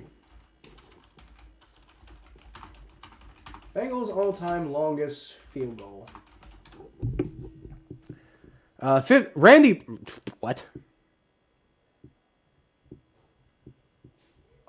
What? Okay, well, thank God Evan McPherson made that field goal. Because apparently, Randy Bullock owned.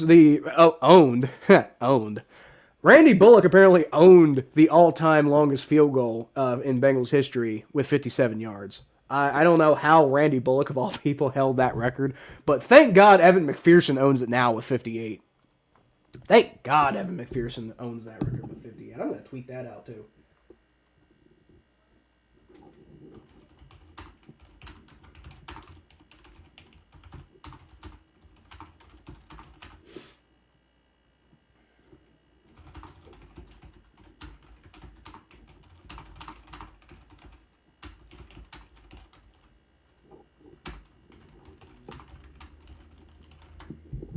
Money Mac, baby.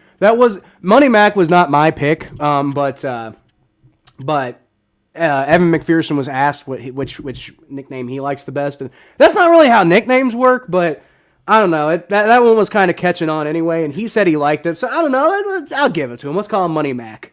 I didn't like James Rapine kept saying was saying Money Mick, and I didn't like Money Mick, but I'll take Money Mac. Money Mac's fine.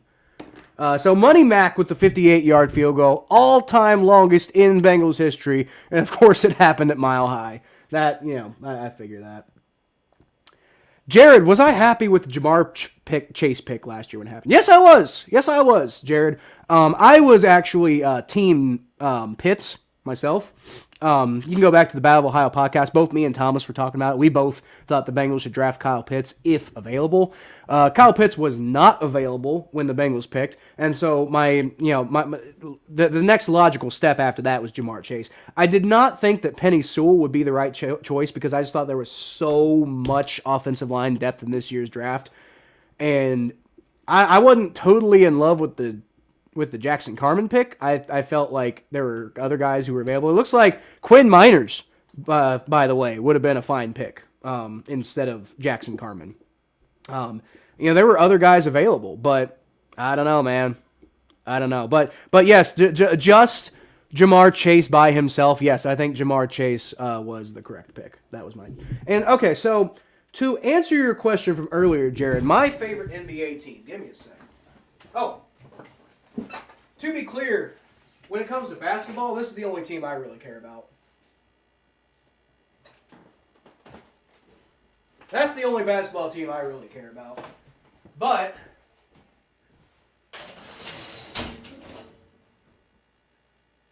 if I do have an NBA team, it's this one.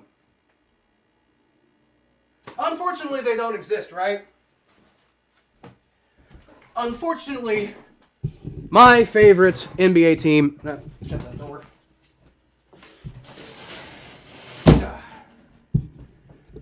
Unfortunately, my NBA team does not exist anymore, so not really. No, I don't really have a team. I was kind of following the Minnesota Timberwolves because of Karl Anthony Towns. I was kind of following the Miami Heat when LeBron went there, just because at the time I was being petty and I thought it was funny that he left Cleveland. I don't know if Thomas, you're still watching right now, but you'll probably be mad at me for that one. But I got into the Miami Heat for a little bit. And that happened like 2 years after the Sonics moved. But no, I didn't really have a team between the Sonics and the Heat. And then when LeBron went back to Cleveland, I didn't think it was funny anymore. So I just honestly that was pure. I'm a fair weather bandwagon fan in the NBA, and I don't feel any shame for that because my team fair weathered on my fan base. So fuck you NBA. I hate the NBA. Jamar Chase. Hey there. Okay. Hey, you know what, Jared? Man, I'm not a fan of the Steelers fan thing, but you know what? If you're a Wildcats fan, then you can't be all bad, right? There we go. Let's go UK. Let's go UK. Beating Florida and beating UNC, and I don't know, man. I saw somebody say John Calipari needs to be fired the other day, and I was like, are you insane? Are you insane? John Calipari needs to be fired? I know they haven't exactly lived up to their standards like every year, but I mean, we got these outlandish standards as UK fans. Like, we really do. Like, I remember saying when I was a kid, and it's probably true, that it's a disappointment if we don't make the final four, then it's a lost year, no matter what.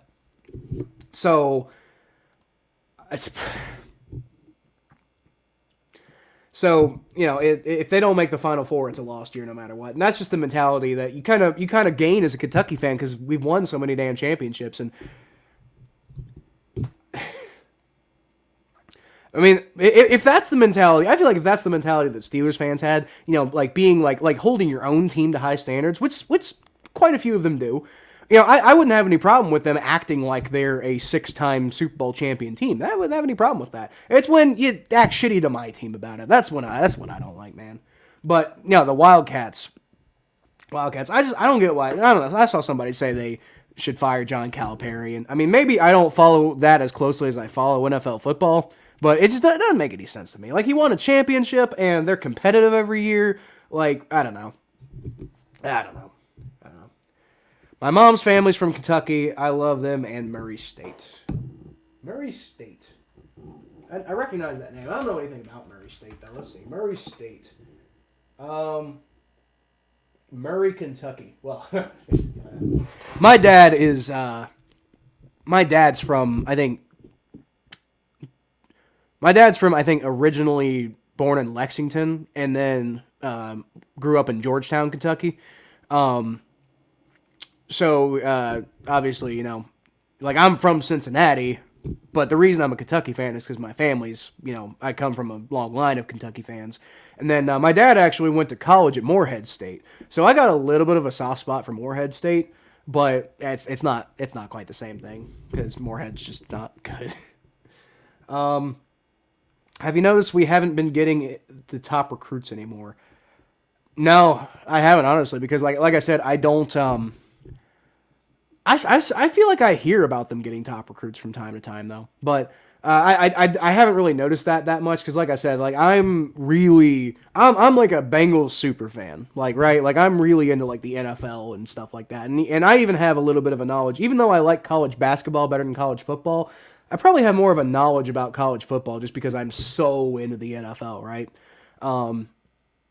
But no, like I mean, like Kentucky's like I'll watch the games and I'll root for them and I'll be happy when they win. But I don't follow that closely. But I will rep them. I will rep Kentucky and I will always root for Kentucky. And I will also, like, win or lose, I'll be in their corner. So I feel like that's enough. My great grandfather played for Murray. He went to the NBA and is a Hall of Fame. Oh, who's your grandfather, Jared? Let me see if I can find that out. NBA. Naismith Hall of Fame chair. Well, was it like your mom's grandpa? Because I don't see anybody with your last name in the Hall of Fame. Jumpin' Joe Fulks. Huh. Joe Fulks. Who do you play for? Who did he play for? Philadelphia. And he did, in fact, go to Murray State. There you go. He was from Kutawa. Played for the Philadelphia Warriors. Sorry, I forgot they weren't the 76ers forever. But yeah, well, there you go. And actually, that's formerly the Golden State Warriors, right? Like, that's before the current incarnation of the Philadelphia basketball team exists. I do know a little bit about NBA history. But like I said, I'm mostly an NFL guy. But Joe Fulks. That's cool. That's cool. I'm not related to anybody cool. Closest thing I got is I went to high school with Preston Brown.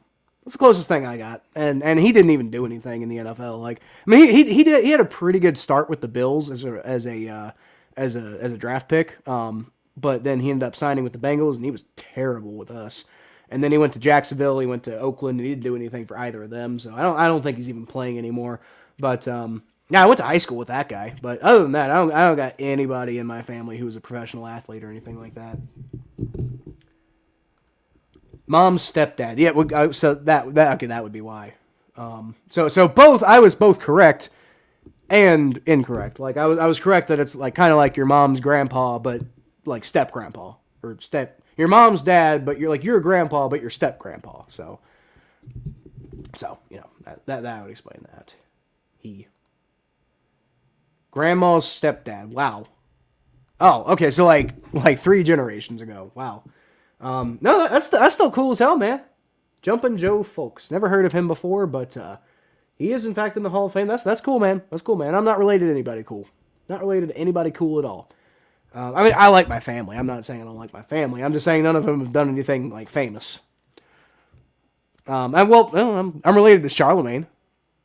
Like you go back like family lineage and all that. I'm also related to the former advisor to King Henry VIII, the guy who actually the advisor who convinced him to basically actually kind of the guy, if you really want to like get super like technical and like stretch it really far, kind of the guy who like almost invented Protestantism in the English world, because like he was the one who like advised King Henry VIII like how to get out of all of his marriages and stuff like that. And you know, it kind of inadvertently created like the Anglican Church. So, it influenced the creation of the Anglican Church. So, I mean, that's the coolest family member I have, and that was like, you know, hundreds and hundreds of years ago. So, my family told me he invented the jump shot. I don't know how true that is. Well, he is Jumpin' Joe Fulks. So maybe, I mean, if that is the case, then that would be that would explain why he has that nickname. Yeah, that's kind of cool. Also like that guy's name, like my name is Kyle Phelps. But that guy's name, his name was I think his name was Joseph Butts. So I mean, like honestly, because it was so long ago, and I don't have anything to do with the Anglican Church or anything like that. Because it was so long ago, I think that the fact that his name was Butts was just as cool as the fact that he like knew King Henry VIII. So. I don't know. I'm kind of a child in my sense of humor, though. All right, so we're back from halftime, and Evan McPherson, after a 58-yard field goal, all-time Bengals record, gets touchback on the first drive. So that's cool. That's cool. Bengals somehow have a lead, partially because of Brandon McManus missed field goal and Joe Burrow just pulling a great play out of his ass, and then Evan McPherson hitting the longest field goal that's ever been hit in Bengals history before. So, very slim 6-3 lead, but it's a lead nonetheless. Defense, let's hold them here. Let's hold them here, boys. Let's go.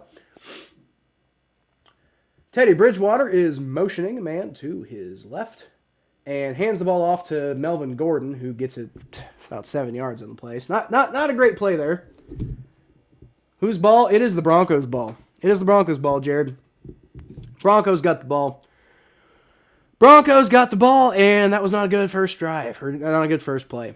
But, yeah. I mean, you're playing with the lead. Technically, it was a horrible first half from an offense perspective, but you are playing with a lead. So, that's not nothing. Just got to hold on to that lead. Defense has been playing well enough you think they can, but Teddy Bridgewater hands off again, and the Bengals do hold him. It's going to be about like 3rd and inches, probably. They'll probably call it 3rd and 1 on the broadcast, but my analysis of that is 3rd and inches. But he's definitely short, and they are calling it 3rd and inches. They don't do that a lot. Have you noticed that? Like they don't call it like 3rd or 2nd and inches a lot. Sometimes they do, but it's like really inconsistent when they do that. All right, so the Broncos are lined up in the single back formation. They're probably going to try to run it again, and they actually try a quarterback sneak and they get it. So that was the right call. All right, so Jared, I'm doing so good on my picks this week. I got 7 right, 1 wrong. Let's see, Jared. I got none of this is official because I did not record it with Thomas this week, but so far I got. Oh shit! I might have actually deleted it. So it's not going to be none of it's going to be official anyway. I think I might have accidentally deleted my picks.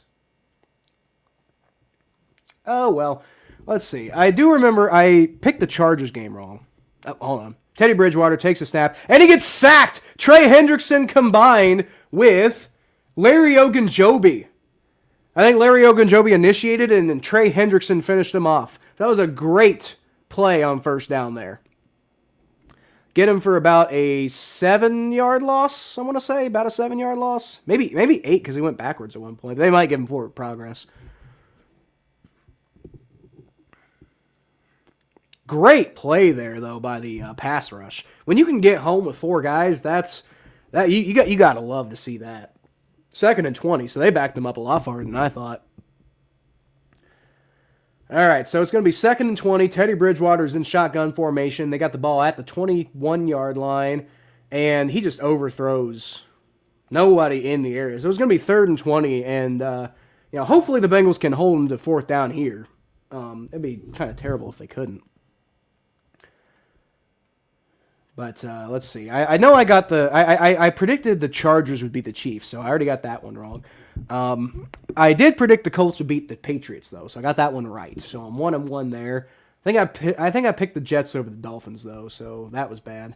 I picked the Titans over the Steelers, so yeah, I'm doing terrible. I don't know what my record is, but right now it's like 1-3 after just those 3 games. I would have picked I picked the Texans, so 2-3.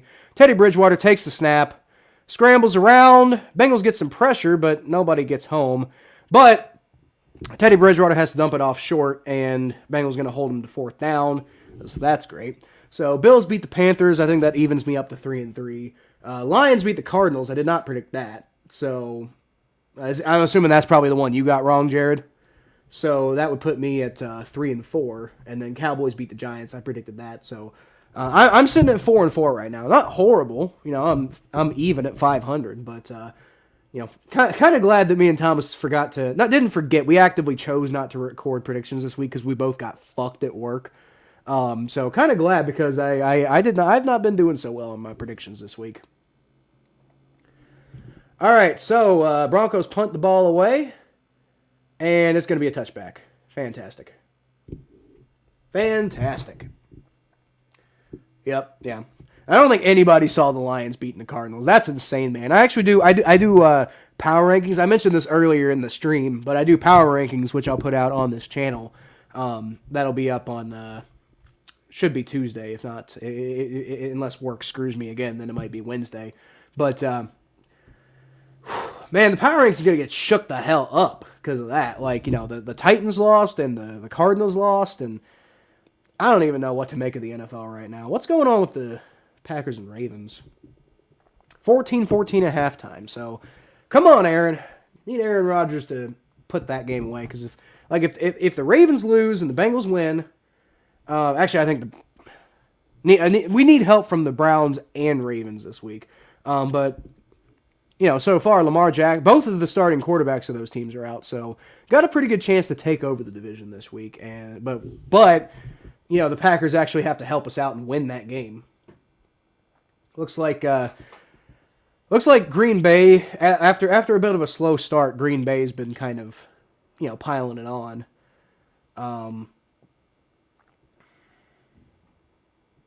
Yeah, wow. Packers been playing catch-up ball for most of the game. Like, the Ravens have been getting leads, and the Packers have been having to close those leads. That's interesting, man. Wow. Same. Yeah.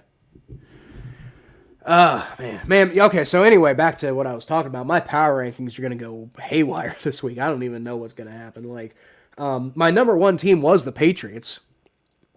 I don't know if I can make them the number one. I mean, losing to the Colts isn't terrible, but, okay, so if the Packers beat the Ravens, it's probably going to be the Packers going to be number one. But if the Packers don't beat the Ravens, I don't know who the hell is going to be number one. Let's see what we got going on. As far as the scores go, the Texans aren't going to be number one. 49ers are not going to be number one. Bills are not going to be number one. Lions. Lions might be moving, though. Lions get their second win of the year, and I might put them ahead of the Jaguars. So we might actually get some movement from the Lions this week. First time all year. Actually, no, that's not true. I did not have the Lions at number 32 at the beginning of the year. So the first time the Lions have moved up. Dolphins barely won. God, how are they 7-7? How on earth are they 7-7? Unbelievable. Game's back on. Let's talk about the game. So Joe Burrow is in shotgun formation. And he calls for the snap, takes it, hands it right off to Joe Mixon, who goes ahead for about 5 yards, and that's a pretty good pickup on first down. Not ideal, but pretty good. You think the Bucs are the best team, Jared? Maybe. Let's see. Let's see. They play the Saints tomorrow night. Or is that tonight? I think that's tonight. They play the Saints tonight. They'll probably win that game. But we'll see. The Bucs have been a little up and down too. But then again, is anybody good in the NFL? I think that's my question. I don't know if anybody's good. It might be the Bucs. It might have to be the Bucs. Joe Burrow takes the snap, throws to nobody. So that was a wasted play. T. Higgins was open too, man. Like, he just missed him. It didn't even come close. He might have tripped or something. That was just a terrible off, like way off throw. He had to have tripped or something like that on that play. I'm in a thing with 47 people who everyone picks who will win every week and whoever gets the most right each week. So you're in a pick'em pool. Gets $110 and whoever gets the most right total at the end of the year gets $2,000. Bro. Nice. Do that. Thomas Huntley. Dude. Stop. Joe Burrow takes a snap, and he's going to rush for the first down, and he slides! Oh! Joe Burrow slides! He doesn't take a big hit! Woo! He learned to slide! Oh. When I'm cheering for sliding, that's when you know things have gone weird for the Bengals this year. Oh, boy. Like I said, when we were cheering for the Bengals not muffing the punts last week against the 49ers. I don't know, man. But anyway, Joe Burrow is in single back formation, and looks like he's calling an audible. Definitely talking and throwing up some hand signs, and I don't know if he's in a gang or what. But anyway, hands the ball off to Joe Mixon, who goes ahead for about 4-ish yards. I want to say 4 yards. I think I give him 4 yards. Looks like he tripped again. Like, he keeps tripping over his own players, and he keeps getting mad about that. 2nd and 6. I thought I got more than that. I think the Bucs are the best team. They could be. I don't know. I'll have to figure it out. I haven't really paid enough attention to like the actual power rankings themselves yet. I'll figure that out after this game probably. Joe Burrow's going to be in single back formation after the run, and it's going to be 2nd and 6. He takes the handoff, or no, he gives the handoff. Sorry. To Joe Mixon, who plows his way ahead for about 3 yards 4 yards maybe, when he really should have gotten 0. There's a flag on the play though, so I don't know what this is. Hope it's not holding. We're gonna call the flag on. I didn't even see anything flag worthy, but let's find out.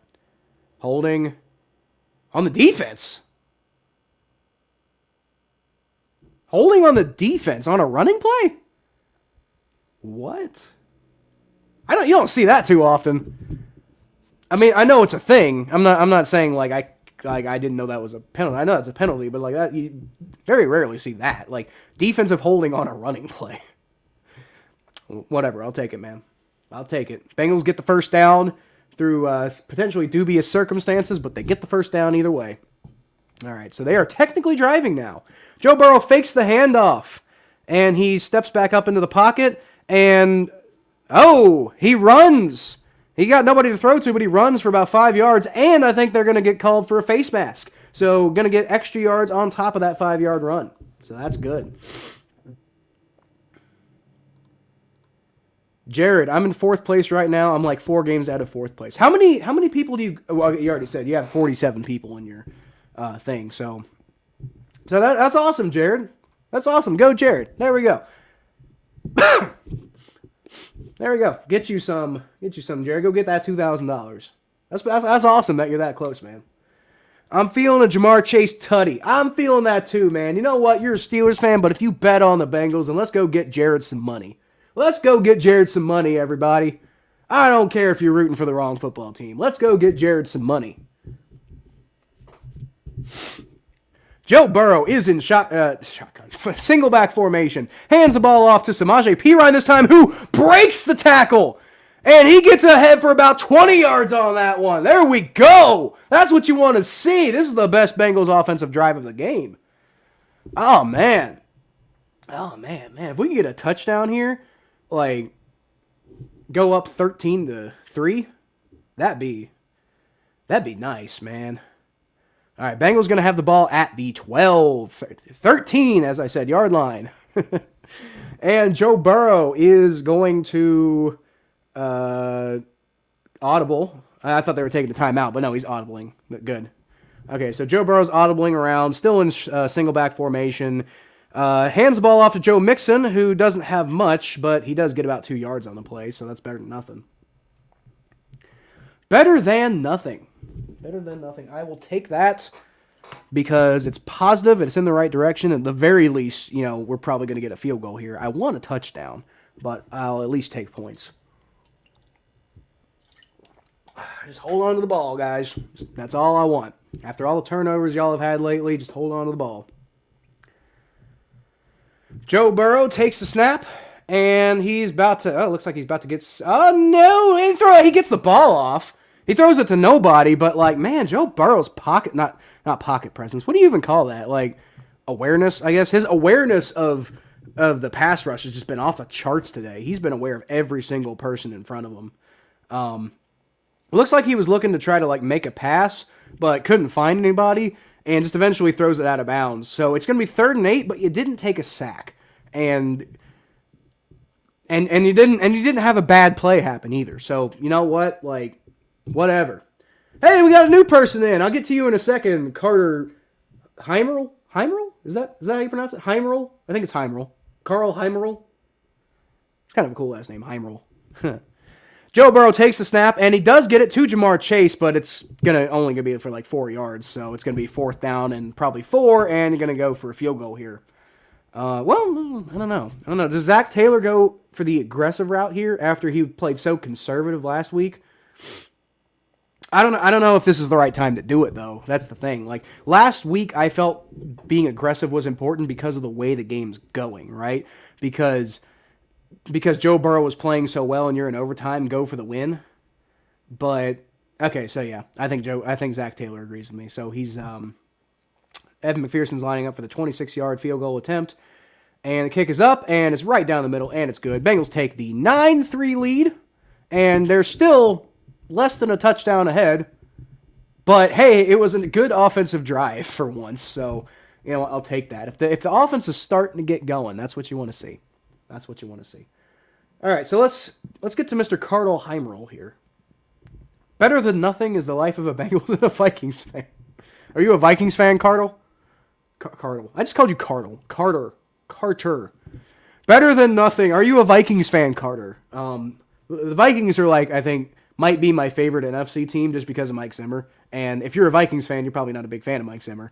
But I'm a big fan of Mike Zimmer because he, was such a great coordinator for the Bengals, and I always root for him to do well. But I don't know. I would get why Vikings fans are pissed at him. If I was a Vikings fan, I might want him gone, honestly. I don't know. It's really hard to say because I love Mike Zimmer. It'd be really hard for me to like put my stamp of like approval behind firing Mike Zimmer because I love the man. But I can also understand why people would want him gone after the results that you've seen. I need Chase to fucking get some yards. Yeah, you know what? Me too, man. Like, I don't even have Jamar Chase. I'm assuming you're talking about fantasy. I don't have Jamar Chase in fantasy, but man, Jamar Chase getting some yards would be good for the Bengals, and we need this win. If we want to make the playoffs, this is a game you have to win. And I mean, really, the 49ers game was kind of a game you have to win, especially when they're, right there for you. Chargers game, too, is right there for you. You got to go win those kind of games. But whatever, you didn't. Move on, beat the Broncos, and you're right back on track. Go beat the Ravens next week, which I think you can do. Since you blew them out with Lamar Jackson, you can go beat them with Tyler Huntley, I guess. And I don't know, Thomas, are you still watching? Because don't give me no shit about Tyler Huntley. Yes, unfortunately, a Vikings fan. I get it. Here's the thing, man. Like, being a Vikings fan has got to be like a lot like being a Bengals fan, right? Like, y'all haven't gone through quite the same level of like bad for so long. Like the Bengals have gone through. Like in the 90s, the Bengals were just so awful and terrible. Like there's no comparison except for like the modern, like maybe not the current right now modern day Browns, but like the very, very recent modern day Browns. They were, I think, bad longer than the Bengals were bad. But the Vikings, you want to talk about just like, never actually accomplishing anything of value. The Bengals and the Vikings are kind of like simpatico on that one. In fact, actually, I think the Bengals have been to more Super Bowls, right? Like, the Vikings went to one against the Steelers, was it? Somebody. It was like 70s or something, the Vikings went to Super Bowl. And I don't think they've been back to one since, right? Like, they went to a couple NFC championships, but never the Super Bowl. So, it's a lot like being a Bengals fan, man. I do empathize with that one. Bengals settle for a field goal. Yeah, of course they did, Jared, because the offense is... the offense had some good plays put together in a row, and that might signal something good going forward. But your offense has just not been doing great today. It's been mostly sputtering. I would settle for a field goal. I agree with Zach Taylor on that call. I thought there might be a possibility he might get aggressive, but I think the fact that he didn't shows that he's not just going to be impressionable. Get to your next comment here in a second. But anyway, Teddy Bridgewater is in the single back formation. He pitches the ball to Javonte Williams and is going to get about 4 yards on the play. So, Bengals defense has been keeping them in this game so far. And the offense, not been doing a whole lot, but, they've been pulling it together at times to get some field goals. I'd like to see a touchdown. I really like to see a touchdown, man. But, I'll take... at least having 9 points. That's better than nothing, which like Carter was saying earlier, the life of a Bengals fan. But anyway, Teddy Bridgewater takes the shotgun snap. He's looking around to throw, and he's got pressure on him. He has to scramble out of the pocket, and well, no, he was down. He's down. He lost the ball. I think he might. He's down. Does he have a? I don't want to speculate on what the injury is, but he's down and he does not look okay. He looks like he's breathing heavy. And oh no, Marcus Bailey's down too. Man, can we have a linebacker that doesn't get hurt, man? Jesus Christ! All right, so the Bengals got a guy down and Teddy Bridgewater's down, and I don't even know what's up now. I don't even know what's going on now. I think Teddy Bridgewater got the first down, but at what cost? I'm really trying not to speculate on an injury here, man. I don't know what it is. I'm not an expert. I'm not trying to speculate. All I can tell you, he does not look good right now, and neither does Marcus Bailey, so not looking great. I'm sorry, Joe Bacci, not Marcus Bailey. I don't know my own damn players. But yeah, Joe Bacci and Teddy Bridgewater are currently hurt. And the Bengals are just losing. The Bengals linebackers are dropping like flies. It's insane. I don't know what we're going to do. We settled for a field goal. I think Burrow will be considered the best Bengals quarterback ever when he retires. Fully agree, Jared. I fully agree. I think he's by far and away the most talented. Boomer was pretty talented. Kenny was pretty talented too, but I think Kenny was like a really good combination of talent and like mentality and stuff like that. And I think Boomer had a fine mentality, but I think with him it was a lot of like leadership and like rah rah kind of shit like that. And but a lot of what made Boomer special was his talent that he was really able to make play well for him. Joe Burrow might want to be one of the less talented Bengals quarterbacks we've ever had. Like right there with Andy Dalton, right? Because like Carson Palmer was just so talented. Like that arm talent Carson Palmer had was nuts. Boomer Esiason was like very like well balanced kind of talent, and then Kenny Anderson was like kind of like Joe Burrow, but I think he had a little bit more like I think he had a little bit more athleticism in general than Joe Burrow. So, but at the end of the day, Joe Burrow makes it all work for him, and I think like his processing and understanding of the game and stuff like that is by far and away above any other Bengals quarterback ever. So I agree. I mean, maybe not Greg Cook, but he got hurt, and we'll never know whatever was going to happen with Greg Cook.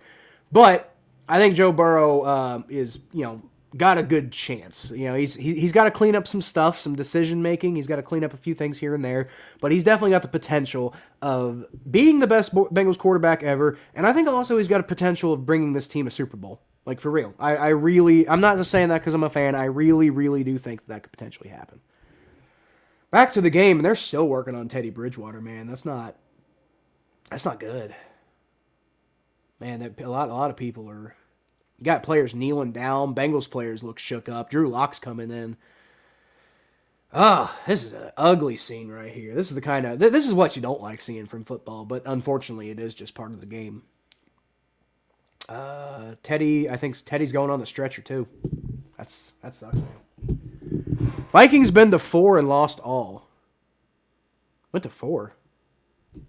Oh, okay, so they played the Steelers. What? Vikings Super Bowls. 70, 74, 75, and 77. Okay. That's why I'm not that familiar, because they were all in the 70s. Okay. Yeah, that sucks. The Purple People Eaters from the 1970s. Wow. Okay, so what did they lose to the Steelers all 4 times? Is that how that worked?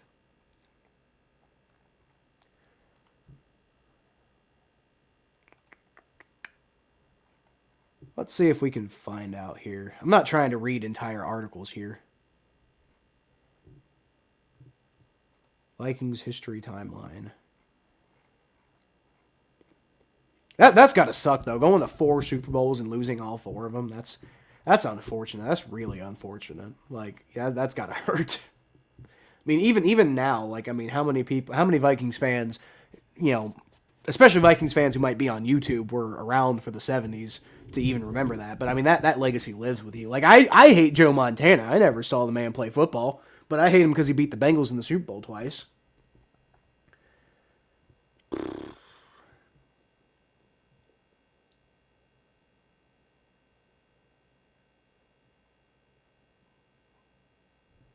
Lost to Kansas City in the Super Bowl, in Super Bowl 4, looks like. I think I remember that. I remember that. It was one of the first Super Bowls they lost. Super Bowl 4. I do remember that now.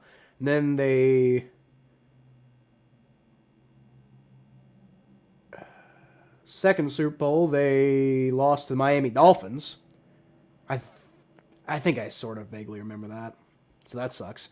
Third Super Bowl, Vikings lost to the Pittsburgh Steelers. I remember that one. I remember they lost to the Pittsburgh Steelers at one point. And then fourth Super Bowl, they lost to the Raiders. So they lost 4 Super Bowls in the 70s, and only one of those was the Steelers. That's almost as impressive as making it to 4 in the first place.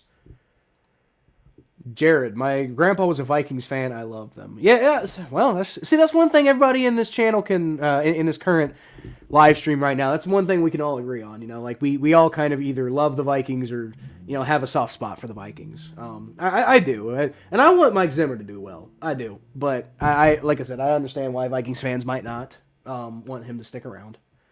I would agree that if Mike Brown wasn't so cheap. Man, you say that, but, like, you see how much money we spent in free agency the last 2 years? Like, I think Mike Brown is really not making a lot of decisions anymore. Teddy Bridgewater is being taken off the field, and he's being stabilized, so that's not good. He might have, I don't know if he hurt his neck or what. I'm really not trying to speculate, man. I just hope he's okay. You never want to see something like that. I never want to see something like that ever. That sucks. I'm so sorry to Teddy Bridgewater for that, especially with the history he's had with some gruesome injuries. Like, man, that's just unfortunate. I feel bad. Godspeed, Teddy. Godspeed. Carter Heimrule. I got my phone watching you, my TV watching the Packers, my computer watching the Niners. Well, I will try to do my best to tell you what's going on in this game, man. So we are finally getting back to action, by the way. Teddy Bridgewater just got carted off, and it didn't look great. But Drew Lock is in the game. It's going to be 1st and 10, and he takes the single back snap, and Bengals offense just doesn't do anything on that. Javonte Williams goes ahead for like 13 yards, going to have the ball at the 50. It's going to be another first down. That's just terrible defense on that play. I don't know if your mind's still on the injury, but man, you got to move on. Come on, let's get back to the game, guys. Let's go. Come on, let's go. Let's get back. Let's get our heads focused. Still don't know what happened with Joe Bacci, by the way. All the focus was on Teddy Bridgewater. But Joe Bacci got hurt, too, and I didn't hear what happened to him. He's not in the game, though. So Drew Lock hands off to Javonte Williams, and this time they do a good job against it. They let him have about maybe 3 on the run, but no more than that. Maybe 2. They might only give him 2, but are they giving him 4? I don't know about that. I don't know about 4. Come on. Man, that's trash. That was not 4 yards. Whatever. Yeah, they're saying he got to the 46. There's no way. He maybe got to the 47. Whatever. Drew Lock in shotgun formation. He takes the snap. He throws, and he's got wide open. Bengals just, I don't know what the defense is doing right now, but that's not what you want. But Trey Waynes again. Trey Waynes getting picked on.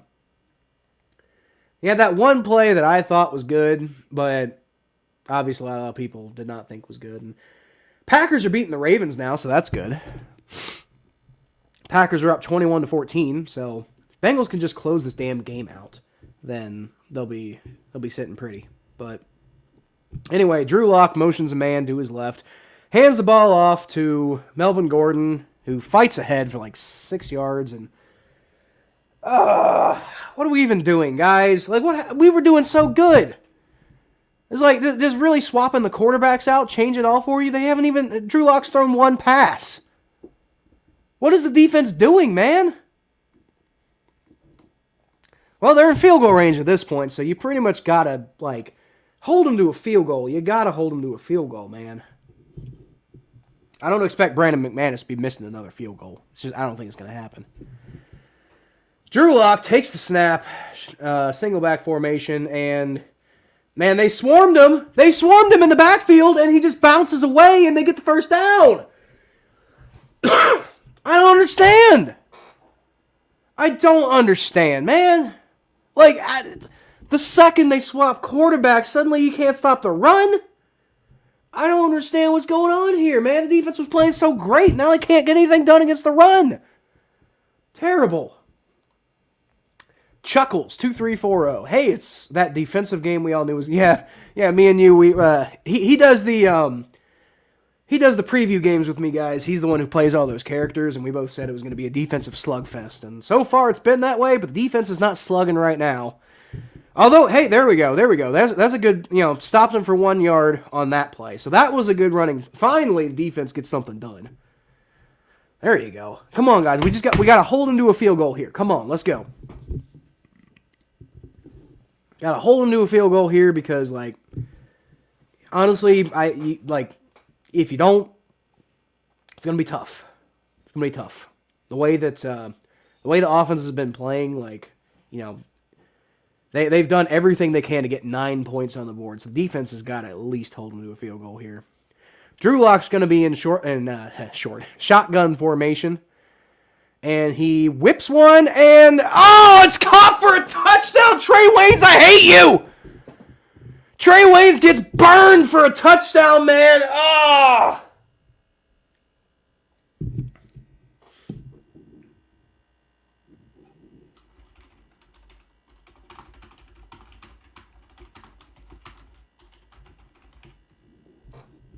There's a flag, though. There's a flag. I just sent out a tweet saying, why the fuck did we sign Trey Waynes? But there's a flag, and it's on the offense. So, hey, I think that takes the touchdown back. Okay, so that's, I think it is on the offense, right? I'm correct in that it's on the offense. Did I see? I don't have the sound on right now, guys. So that's, am I calling it a touchdown? What's going on? What? Huh? Thank you. All right, so I guess Tim Patrick got called for taunting, and that's what the penalty was. Not what? Because he pointed at him. He's like, point. That's what taunting is these days, right? You can't point at somebody. How dare you point at somebody? And you know what? This one's in favor of the Bengals, and I still think this is stupid. Fuck the taunting rule, dude. Seriously, this whole you can't point at somebody. How dare you point? Like, oh my god, what a stupid joke. And on the extra point too, like it ain't gonna help us either. Like, Broncos gonna take the lead with the extra point here. Brandon McManus right down the middle. Yeah. 10-9. No, you really didn't join at the right time. Chuckles. You really didn't. The wrong time to join. The Bengals are, unless you want to see me go crazy over some stupid shit. I mean, if that's the case, that's probably why most people tune in. But I know you're a Bengals fan, so maybe you wanted to see the Bengals do well. I don't know, but that's not the way to do it. Defense just, the second Teddy Bridgewater goes out, the Bengals defense just fucking falls apart. I don't even understand, man.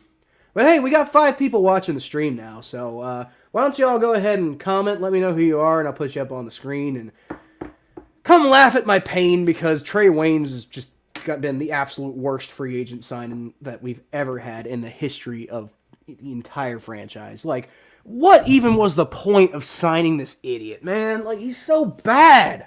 And it's probably because he hasn't been playing, in his defense. It's probably because he hasn't been playing and he's, like, you know, fresh and has barely had any practice time to adjust. But at the same time, the fact that you haven't barely played in 2 years, you've basically just been eating up money, and when you do play, you're terrible. Like, oh my god, what an awful signing Trey Waynes was. What a horrible, terrible signing Trey Waynes was. I cannot wait till we cut that dude. And you know what? I think it was, what was it? I think it was Jared earlier who said we need to draft Sauce Gardner. Yeah, we do. We need to draft him and cut Trey Waynes. Get that guy out of here. What a freaking joke.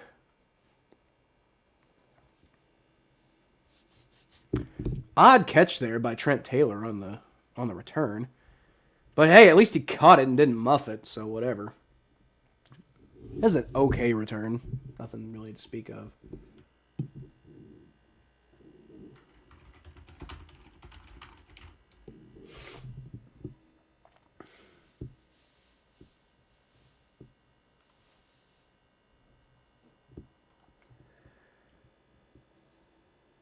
I don't know, man. I don't know. Whatever. Offense. Let's go, offense. Come on. You were driving well on the last drive. You were doing well last time, so let's try that again. All right. Joe Burrow hands off to Joe Mixon, who breaks a hole. There we go. About 12 yards on the play. There we go. 12 yards on the play. 5 people in the stream. Go ahead and say something in the chat so I know who you are, and we'll put you up on the screen, and we'll have a fun little time here. Hopefully we can watch the Bengals actually get back on track and win, but man, we ain't going to do it when the defense plays like that against Drew fucking Lock. Oh, man. Joe Burrow fakes the handoff this time. Steps back and got Tyler Boyd wide open, and Tyler Boyd jukes him, and he's going to go all the way. Touchdown, Tyler Boyd. Woo, yes. That's what you want to see, man. Finally, the Bengals are finally getting something done. And out of nowhere, this game turns from the snooze fest that Jared Chera called it earlier. And just out of nowhere, this game is suddenly insane and fascinating. Tyler Boyd with what was that, a 60-yard touchdown, man? Oh, my God. There we go. There we go. Ah, you love to see it, unless you're rooting against the Bengals, in which case you don't love to see it. But I love to see it. Okay, what are we calling that? 56 yards, almost 60 yards. 56-yard touchdown. Chuckles. Fuck yes, hooday. Jared Chera, go for 2. I think we are, because they're lining up for it. Joe Burrow in the empty formation. And he does take the snap, so we are going for 2. And he throws, and it's caught and dropped by Tyler Boyd. All right, well, at least we got a lead, 15-10. 15-10. The way this game has gone, I'll at least take it. Oh, man, that's just a stone-cold drop, too. Like, I mean, he got contacted, but he got his hands around it. You got to catch that, Tyler Boyd. Man, perfect throw by Joe Burrow. Tyler Boyd was in the right place, and he just drops it. Like, I mean, he's got a guy all over him, but he just dropped it. Stone-cold drop. But you know what? Don't let that take away from the 56-yard field goal you just got us, man. I'm not going to kill you too much for not getting 2 points. It's okay. It's okay. You got us 5 points. 5 points, 6 points. You got us 6 points, Tyler. That's enough considering the circumstances at the moment. All we got to do is just, hold on for the win here, man. Hold on for the win.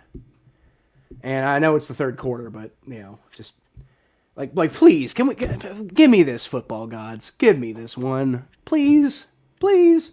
Like, y'all remember what happened last time we were in the middle of a playoff race and we played the Broncos? Oh wait, no, that wasn't the last time. Because the last time we did that, Drake Kirkpatrick got a pick 6. Evan McPherson kicks a touchback. Last time that the Bengals were in the playoff race and they were against the Broncos, Drake Kirkpatrick got a pick 6, and then we got in the playoffs, and that was awesome. The time I'm referring to is when the Bengals played the Broncos in 2006, and Brad St. Louis missed the long snap on the game-winning field goal, or extra point actually, and Bengals ended up losing that game and missing the playoffs that year, 2006, I think, which was a while ago. Admittedly, that was like 15 years ago, but still, that's what I think of when I think the Bengals and Broncos in the playoff race. Probably should think about the pick 6, though. Anyway, Drew Lock fakes the handoff, running around, can't find anybody, does find somebody, and does catch it. Wow. Wow, that was a hell of a catch there by Noah Fant. Like, I mean, just in the idea that it wasn't thrown well, and he barely got his hands on it, but he came down with it. So I will give credit to Noah Fant for that. Not the best coverage in the world by Von Bell, but whatever. It's a 2-yard pickup. It's not the end of the world. Jared Chera. I feel so weird getting excited over Bengals TDs. Well, if we're going to win you money, bud, you know what? Just take it. Take it, Although I will say the Steelers won. So on a certain level, like the Steelers winning over the Titans, no less, that keeps y'all alive in the playoff race. And I don't know, would you rather the Steelers make the playoffs or, win a bet? I guess it depends on how much you bet. I think I'd rather take, like, if it was a good amount of money, I'd rather take the money than the Bengals making the playoffs. But, I mean, if it was like a small bet, then I don't know. But anyway, yeah, Bengals definitely back in control of this one, and hopefully they can stay in control, because that's going to be important.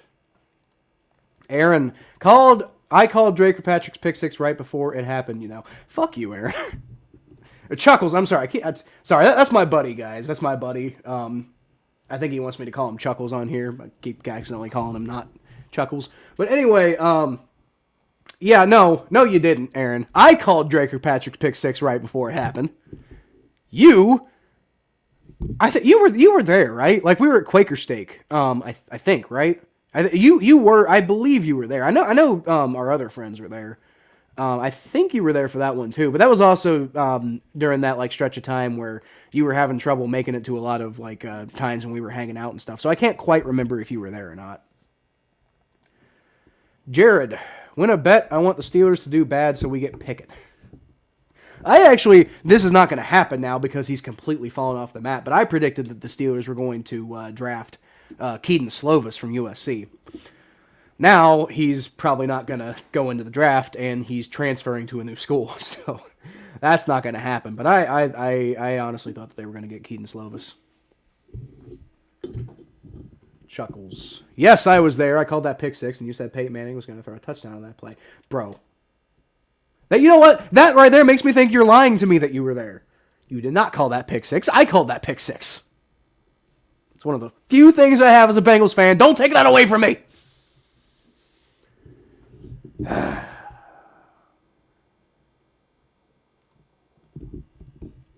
Dick. Okay, so my prediction for this game was 17-14 Bengals. Probably not going to happen now because it could still happen. Could still happen. Let's see. What's the score right now? It's 15-10. So pretty unlikely. Pretty unlikely scenario. But Bengals could get a safety. And then the Broncos could get 2 safeties. And then the Bengals would win 17-14. Not impossible. Not impossible. Drew Lock hands the ball off, and the Bengals are all over that one in the run defense. And it's a fumble! It's a fumble! Mike Hilton's got it! Mike Hilton's got the fumble! Mike Hilton's got the fumble! He's got it! Bengals got the ball! Woo! There we go. Finally getting some stuff done. And it looks like Von Bell got the fumble. I guess Mike Hilton must have lost control of it. But Mike Hilton's definitely the one who got down on it. Trey Hendrickson pops it out. And what a pop, man. What a time for that to happen, too. Let's see. I guess the one question is he down? He can maybe argue that he's down. There's not really... They called it a fumble on the field, though. And... What's his name? Number 72 kind of gets in the way there, so you can't really see. So, I mean, unless you get a better angle, I don't think you can overturn this one.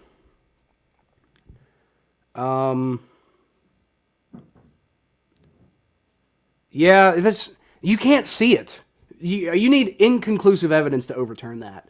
So I think they're reviewing it now with the number of times they've replayed that. But... Or if they're not, they're just going to a commercial break. But I don't think that that's going to be... If they are reviewing that, I don't think you can overturn that. I thought it might not be a fumble at the time. But the thing is, with all the camera angles you have, I don't think there's really any inconclusive... Or I don't think there's any conclusive evidence that he did not fumble. Because you just can't... You got the offensive lineman in the way of the camera. So I don't think you're going to be able to overturn that. But I guess we'll see what happens. We forgive Mike Hilton for being a former Steeler. Dude, I forgave Mike Hilton for being a former Steeler when he came here, honestly. Because, he played all right for the Steelers. But ultimately, did it really lead to much? Not really. So, it's not like he ever really, terrorized anybody as a member of the Steelers. And now he's on the Bengals. So, fuck it, dude. I'll take it. I thought Mike Hilton recovered that fumble, but... Von Bell was the one who did the celebration, so I'm wondering if Von Bell came up with it at the end of it. Let's see what ESPN says. ESPN says... Play under review. So, left in for no gain, fumbles recovered by Von Bell. Okay, so according to ESPN, which... I guess my stream must be behind, but according to ESPN, the play was reversed? Oh, no. Fuck. Was not down by contact. They reviewed the runner was not down by contact and the play was reversed. Okay, whatever. I don't know. I thought that you couldn't really tell, but whatever. Whatever. It's still a good play. They still stuffed him on the run. Man, that would have been such a momentum play for the Bengals, though. But hey, still a good play. It's still going to be... What's it going to be? It's still going to be 3rd and 8. Yeah, it's still going to be 3rd and 8, so, I'll take it. It's still going to be 3rd and 8. Bengals defense is playing well. Hopefully we can make them punt. I'll take that. Mike Hilton. Yeah, Mike Hilton. That's right, man, Mike Hilton. And he hasn't been great, perfect for the Bengals, but he has been there for some pretty important plays. So... Okay, yes, I guess on that particular thing, you can kind of say on that last shot that maybe you can kind of see the ball coming out or not coming out. So maybe, I guess, I don't know. I thought it was inconclusive, but that's just me. Drew Lock takes a shotgun snap, throws, and fucking first down.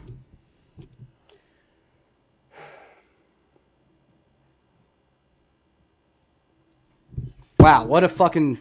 What a way to just completely lose all of that momentum, all of that hype that you just built. Just let Albert Ogwueganon just get wide open for the first fucking down, dude. God damn it.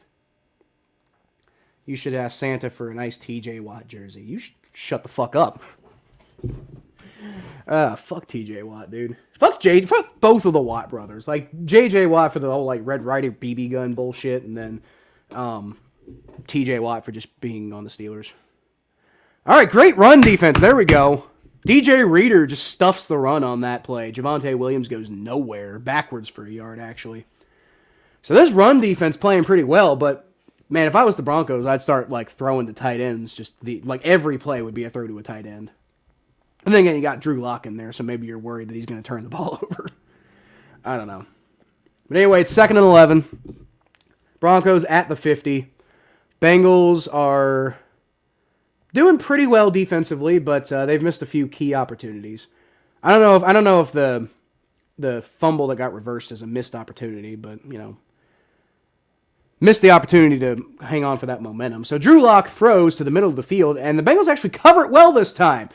So the pass is incomplete to Noah Fant, and it's going to be 3rd and 11. So hopefully we can hold him here. At the very least, we can hold him here.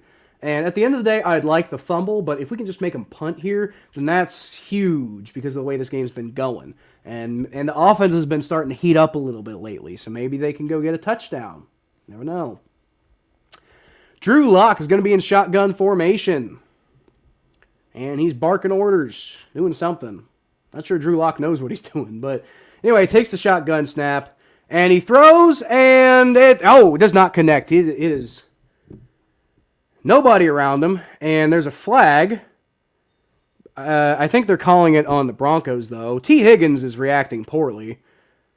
I don't know. I'm not... What's the flag? There was nobody near him. What's the flag? They're not even showing on the screen. I don't have the audio on, so I can't... Pass interference? He wasn't anywhere near him! He was wide open! How is that pass interference? What kind of bullshit call is that? What kind of bullshit call is that? He wasn't anywhere near him. I mean, maybe, I didn't even see, maybe he's holding him a little bit, but no way pass interference. He wasn't even on him! He didn't touch him! You can't exist in the same realm as the guy? How is that pass interference? That's such a bullshit call. No way! No way is that pass interference. And then we let him get 5 yards on the fucking run. God damn it. Dude, get your shit together, defense. What the fuck? Ha ha ha, fuck you, Jared.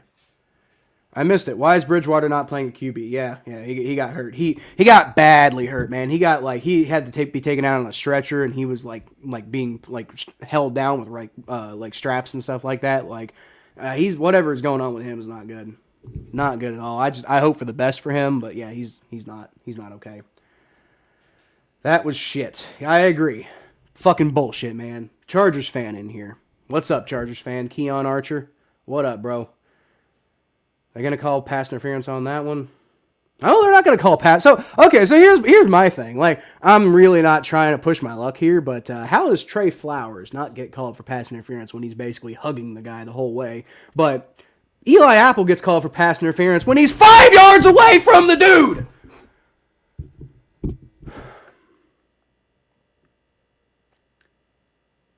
Yeah, I don't know. I'm not going to... Maybe a good no call, but that one's close. That one could have maybe been pass interference. But Eli Apple was 5 yards away. He wasn't even in the same zip code as the guy. How is there? I'm gonna have to go back and watch that on film because I honestly functionally don't understand how that's pass interference.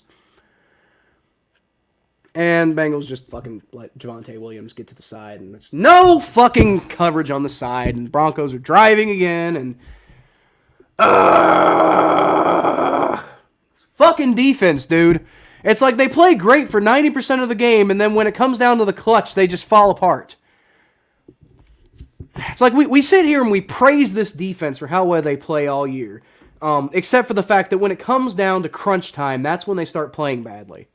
Like, you know, the offense needs to play better, clearly, but like the defense has got to play like more consistent, man. I don't understand. It's like, you know, you play great most of the game, then you play like shit at the end all the time. I don't understand. And there it is again. Just another 12-yard fucking run for Melvin Gordon. Nobody's fucking doing anything. It's like the defense gave up. It's like they think the offense is heating up. Now they can just take a back seat. And we know that the shit don't fucking work. It hasn't worked for weeks. I don't understand what the defense is doing. They're playing like shit. This drive has been terrible. I don't know, man. Our coach likes to snatch defeat from the jaws of victory. Like, he does, but this is not right now. This right now is not Zach Taylor's fault. This is just the defense falling apart. I don't understand. I haven't been entirely... I don't think I've been that mad at Zach Taylor for much of anything today. The play calling's been fine. Just the Broncos' defense is really good. But I don't blame Zach Taylor for what... You know, for not having a better offensive game plan. And you can maybe blame him for the defense, but really Lou Anarumo is... They kind of split duties there. It's really Lou Anarumo who controls the defense. And, you know, as much praise as we've given him this year, this is a shit fucking performance right now. Not okay. That was shit. I know how you feel. If y'all lose, the refs are cheating. Yeah, that pass interference was bullshit. Bruh. I know, man. I don't understand. I don't understand this defense. Like, they're so good until it matters. Oh! Khalid Kareem with the takeaway fumble. He doesn't even, like, Drew Lock doesn't even drop it. Khalid Kareem just throws it away, and then Khalid Kareem fumbles it back to the Broncos.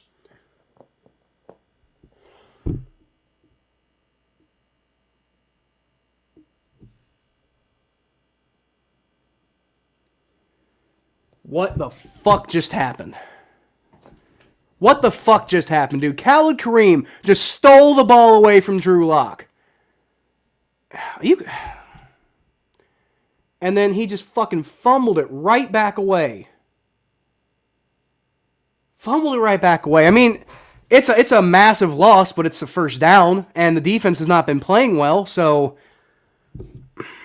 it prevents points. So, I mean, I guess in the long run, it was an overall good play, but dude, Khalid Kareem, man, how you fumble the ball after it looks like he's hurt. Or maybe he's just embarrassed, kind of like Randy Bullock. I don't know, but I don't want to talk trash about a guy who looks hurt. So, man, Khalid Kareem, first of all, I hope you're okay, but how the fuck do you fumble that ball? After you just fucking stripped it, I guess, technically. And it's like, okay, so Drew Lock did bumble the ball a little bit, so it was a kind of a clean fumble. But it looked like he just, like, picked it from his hands. Like, just like, here, I'll take that ball, thank you. Looked like Drew Lock almost handed it off to Khalid Kareem. But then he just completely lost control of it. Like, bro. I mean, it's, like I said, it still backs him way up. So, I mean, ultimately, it's like, it's ultimately... At the end of the day, it's a good defensive play because they lost like 30, 40 yards on the play. But man, you got to hold on to that fumble. You have got to hold on to that fumble, man. Like, what are we, the fucking Chargers? We got Keon Archer in the fucking chat. You're a Chargers fan, right? Remember when fucking the Chargers like were playing the Patriots in like the AFC Championship, maybe it was the playoffs or something, and you know they got an interception and then like didn't hold on to it and fumbled the ball away, and then the Patriots went on to win, and Marty Schottenheimer went on to like I think he like retired in disgrace after that. Oh man, what the fuck are you watching, Jared Shearer? Yeah, no shit. What the fuck am I watching? Khalid Kareem fucking gets a fumble, then fumbles it back. Again, overall a good defensive play, and I'll take it, I guess, over the alternative. But fuck, dude. How do you not hold on to that? How do you not just go down? You know you're not going to get extra yards. You know, like, I respect the run back, but once you see guys all over you, just, like, go down, huddle. You know, you're a fucking defensive player for reasons, because you got no hands. You're not a running back. You're a defensive end. Just go down with the ball. Don't try to fight through tackles and get 3 extra yards. Fucking shit. Right, Chuckles. Fucking shit. You really had to say that. Yeah, I'm not trying to talk shit, man. Keon, I'm not trying to talk shit. That's just what that reminds. Every time I see a defensive player get a turnover and then turn the ball back over, that's what I think of. I think of the Chargers doing that against the Patriots. So, sorry, I didn't mean to bring up pain for you, but if I got to be in pain, then you got to be in pain with me. Chuckles, ha ha ha ha. Yeah, that's all we can do as Bengals fans, right? That's all we can do, Chuckles. That's all we can do is just laugh. Because, of course, that's what we're going to do. It's look like, oh, man. Looks like Khalid Kareem's going to get carted off. He's on his feet. Why is he getting carted off? That's not great. What? Oh, under review. What are they reviewing?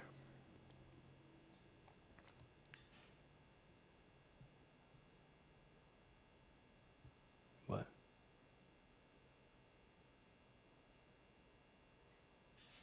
Wait. No way! Oh, they're calling that down by contact. It's still a fumble. They're still calling that a fumble for the Bengals, and Khalid Kareem was down at the 15. Oh my God, we got the fumble. The Bengals get possession. Man, okay, you know what? I'll tell you what, that would have pissed me off. That would have pissed me the fuck off if Khalid Kareem had not fumbled the ball. I would have been like, no, we should get those extra 40 yards. But no, dude, holy shit, we got the ball. There's no way. I'm not sure I agree with that. And, bro, honestly, like, that sucks to see Khalid Kareem get carted off after that play. Especially because he started the season with injury problems. And like, I hope that doesn't linger. I hope he doesn't go right back to injured reserve. But the kind of game Khalid Kareem's been having today, man, you got to give him credit for just the way he's been playing. I hope he comes back from that injury, man, because he's been playing good today. He's been earning his job. Twitter's saying the Bengals players down by contact. I thought that might be the case, but Joe Burrow fucking bobbles the snap. Hands it off to Joe Mixon. Does get that off cleanly. Bengals get 1 yard. So but I mean, Joe Burrow's over here like juggling the snap. Like, bro, that's not what I want to see. Don't do that. Oh man, what a fucking terrible thing. I feel so bad for Khalid Kareem, man. Like, man, he just got back from injury, and now he's injured again after having a good game. Terrible. Yep, Chuckles, you're happy about that fumble too. I'm happy about the fumble. Not happy about Khalid Kareem. Hopefully the offense can do something. Joe Burrow takes the snap, gets the ball off to Tyler Boyd, who doesn't really get anywhere, but does fight his way for about 3, maybe 4 yards. So it's going to be 3rd down and probably about 5. They might call it 6, but I think I'd call it 5. Poor refs had to give the Bengals a call there. They have to be reeling from that. I know, right? After that fucking pass interference that was total bullshit. But honestly, I'm not sure about the down by contact thing. I think that might be a bit of a stretch. So at this point, I'll call it even on the calls. I'll say, like, I don't know about that pass interference, but I also don't really know about that down by contact. So we'll call it even, refs. I'll get off your case for now. It's, peace. Peace for now. But I know how you feel about the Bengals, so I don't know how long that peace is going to last. Bengals take a timeout? Why the fuck did the Bengals take a timeout? On 3rd and 5 with 9:09 left in the 4th quarter. Oh, man. All right, so we got 3rd and 5 coming up. Bengals got the ball on their side of the field, so if they don't get it, just punt the ball away. But, man, if you can go get any points on this drive, like even a field goal, then you're down. You're up by like more than a traditional touchdown, which is which would be the 6 points plus the 1 point extra. You'd be You'd still be down by a touchdown technically because you'd be up by a touchdown technically, you'd be up by 8, but they have to get a 2-point conversion. So, you make it a little bit harder by them by getting any points and by getting a touchdown. The way the defense has been playing, I think, and the way that Drew Lock looks right now, I don't know. But anyway, Bengals got the ball 3rd and 5 from their own 19-yard line. Joe Burrow's in shotgun formation with Samaje Perine to his right, and he takes the snap. He rolls back. He's got pretty decent protection. It's breaking down, and Joe Burrow's going to run for the first down. That protection broke down a little bit, but Joe Burrow found the hole, and he made the first down happen. And there we go. All right. That's what you want to see, man. And that's what I really want to see here, right? Like beyond just getting points. I want to see points plus take some time off the clock. Don't leave if you do get points, you don't want to leave the Broncos with a lot of time to go get points themselves because the defense has been kind of shaky the last drive or so. So, we'll see. Can't count on another strip fumble like that. Joe Burrow takes the single back formation snap, hands it off to Joe Mixon, who doesn't really go anywhere, gets about a yard. So that's not great, but what's that yes for, Jared? Is it for the Bengals getting the ball? That's definitely good. Got to do something on offense here, though, to really feel great about that whole series of events. Because the Bengals did get the ball. They ended up getting it at the 15 instead of where we thought we were going to get it at like the 50. But, I'll take the turnover, but I really would like the offense to do something with the turnover. Because the Broncos offense was driving, and I don't know if you can really trust the defense to keep them out of the end zone twice. Then again, they've been playing well today, so maybe. Joe Burrow is going to take the shotgun snap in empty. And he's looking around, and he's got a man lined up, and it just overthrows Jamar Chase. Nobody there. I thought Bryce Callahan might have been a little doing a little extracurricular activity there on that pass, but I don't think it definitely wasn't enough that I would call it like a definite pass interference. Packers took the lead over the Ravens a couple drives ago and extend their lead now to 28-17. So if the Bengals can hold on to this win, then they will be in first place in the AFC North. And that's going to be barring what that might only last for one day because the Browns play the Raiders tomorrow. But if the Browns lose, the Bengals will stay in first place. So Joe Burrow takes a shotgun snap, dumps it off to Samaje Perine, who was down. And, Jamar Chase recovers the fumble anyway, but he was down, so it doesn't matter. Samaje Perine, so the Bengals are going to have the ball. It's going to be 4th down, though. So I wonder if he fumbled. No, he was definitely down. So even if Jamar Chase hadn't recovered the fumble, that his knee was down, so it doesn't matter. Bengals are going to have to punt, though. I swear every first down run is for 1 yard. Yes, it is, Jared. Yes, it is. At least the last couple drives, it's been that way. There have been a few today that have done pretty well, but yeah, the Bengals' running game has not been doing that great in the last couple of drives. Broncos are going to take the punt, and there's multiple flags on the play.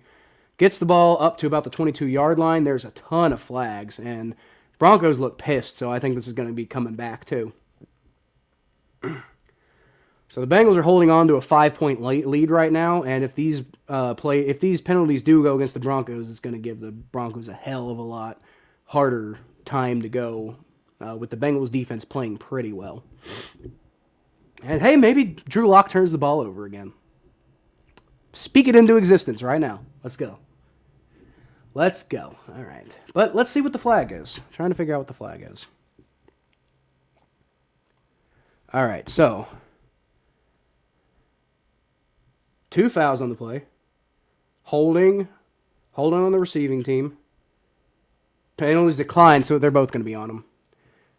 Illegal block in the back on the Broncos. All right. Half the distance to the goal. All right, so where are we going to get the ball then? Joe Mixon going in the locker room. That's not good. I mean, he's jogging off, so I guess it's not the worst thing in the world, but that's not great. Joe Mixon going into the locker room. We're going to need him. Looks like the Broncos are going to have the ball at like the 10-yard line, which is nice. Good result on the punt. So you're only holding on to a 5-point lead, but Broncos got to drive. They have the ball on the 5-yard line, so the Broncos got to drive 95 yards to if they're going to take the lead. So hopefully the defense can stuff them here. Give the ball off for. Oh my God! Oh no! Are you fucking kidding me? How the fuck do you let that turn into a first down? Dude, what the fuck? Okay, Javonte Williams gets the handoff, and Trey Waynes, of all fucking people, he's got him down in the backfield for like a 4-yard loss. Would have been right up next to the end zone. And he just lets him go, and Javonte Williams ends up getting a first down. Like, are you fucking kidding me, Trey Waynes? I hate you. I hate you, and I can't wait until you get cut. You're the worst fucking free agent signing I think we might have ever had. Like, you literally the worst. And we've had some bad free agent signings, but Trey Waynes, you're the worst we've ever had. Von Bell swallowing up the run on that on the next play, so the Broncos are going to have the ball probably about at the 17-yard line, I think. But fucking Trey Waynes, dude. Fucking bench him immediately. Get Trey Waynes out of there. I don't care. Put Vernon Hargraves in. Put fucking... Go re-sign David Jones, that guy that we traded to get Reggie Nelson, who was awful and like did a little kind of fucking like tackle on Greg Jennings that one time. Yeah, go get that dude again. I'd rather have him than Trey Waynes. Holy shit, Trey Waynes. You are awful. I hope I never see him on the field for the Bengals again, even though he's right there.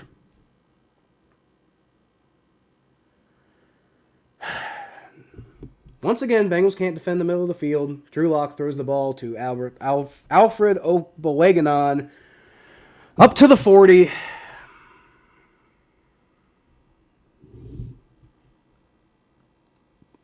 No, y'all miss. Miss what? Miss what, Keon? What do we miss, Keon? Tell me what we miss, Keon. Jared, did you see the new South Park? Which one? The vaccination special thing, or the whatever the fuck that was? I saw part 1. Is part 2 out yet? But I did see part 1. Yeah. Drew Lock hands the ball off to Melvin Gordon, who's not going to get anywhere. Does get ahead for 1 yard though. I feel like the Bengals could have done a little bit better than that on that play, but good first down play. Good first down play. Now let's have 2 more. Let's get fucking Trey Waynes off the field. I hate Trey Waynes, man. Like, man, he's just been stealing our money for fucking years at this point. And he does get on the field and he plays like trash.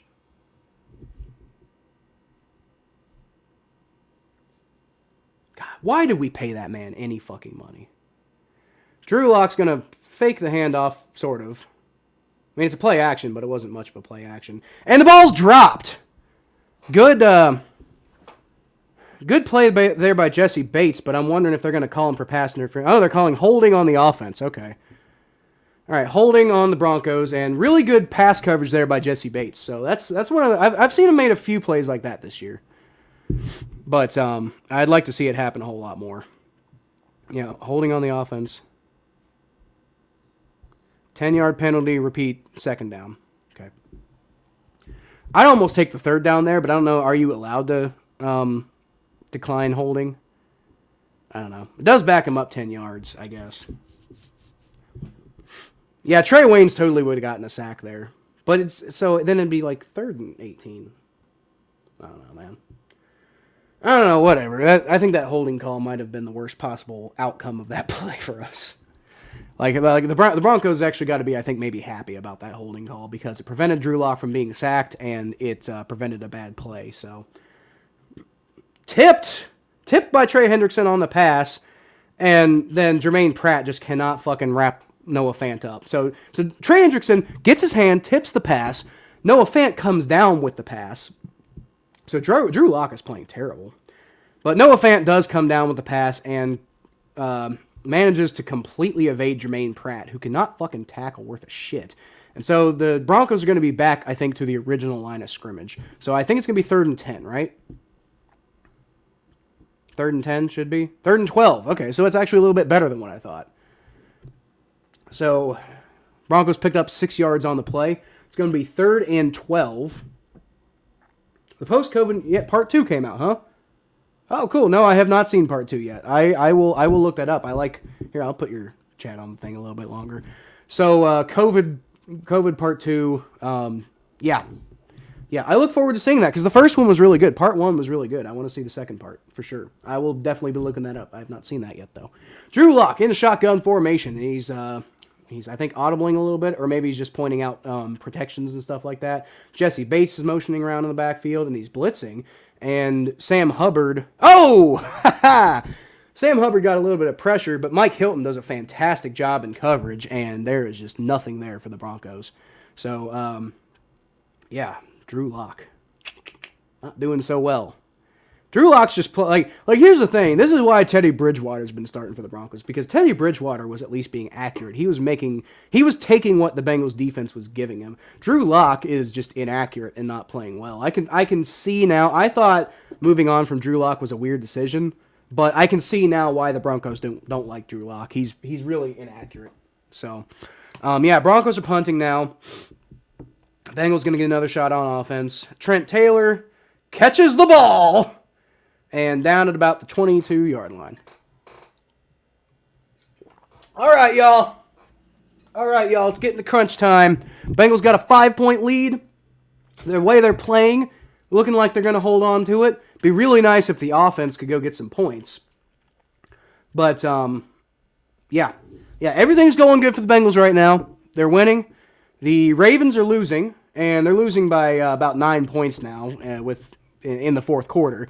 So, considering the situation of their roster, I think it'd be pretty difficult for them to hold on to that game. So, really, it's just going to be about hoping that the Browns lose tomorrow on Monday. But, again, we got to hold on to this game first. So, Joe Burrow in the single back formation hands the ball off again on first down to Joe Mixon, who gets 3 yards this time. Hey, you heard that, Jared? It wasn't 1 yard. It wasn't 1 yard this time. It was 3 yards. 3 yards. It's better than 1, I guess. I don't know. Chuckles. We caught a punt. Damn right we caught a punt because Trent Taylor is the GOAT at catching punts. Compared to the rest of the Bengals team, apparently. Can y'all beat the Broncos? We're trying, man. You know what? We should have beaten y'all, though. Like, if we don't win, it's going to be for the same reasons we didn't beat y'all, the Chargers. If we lose this game, it's going to be because, we just fucking fell apart like we did against the Chargers. I mean, in a different way, that one was more of like we failed to make a comeback, but we were like driving and we just fucking gave the ball away. I don't know. Anyway, 2nd and 6. Bengals got the ball at the 25.5-yard line. Joe Burrow in single back formation.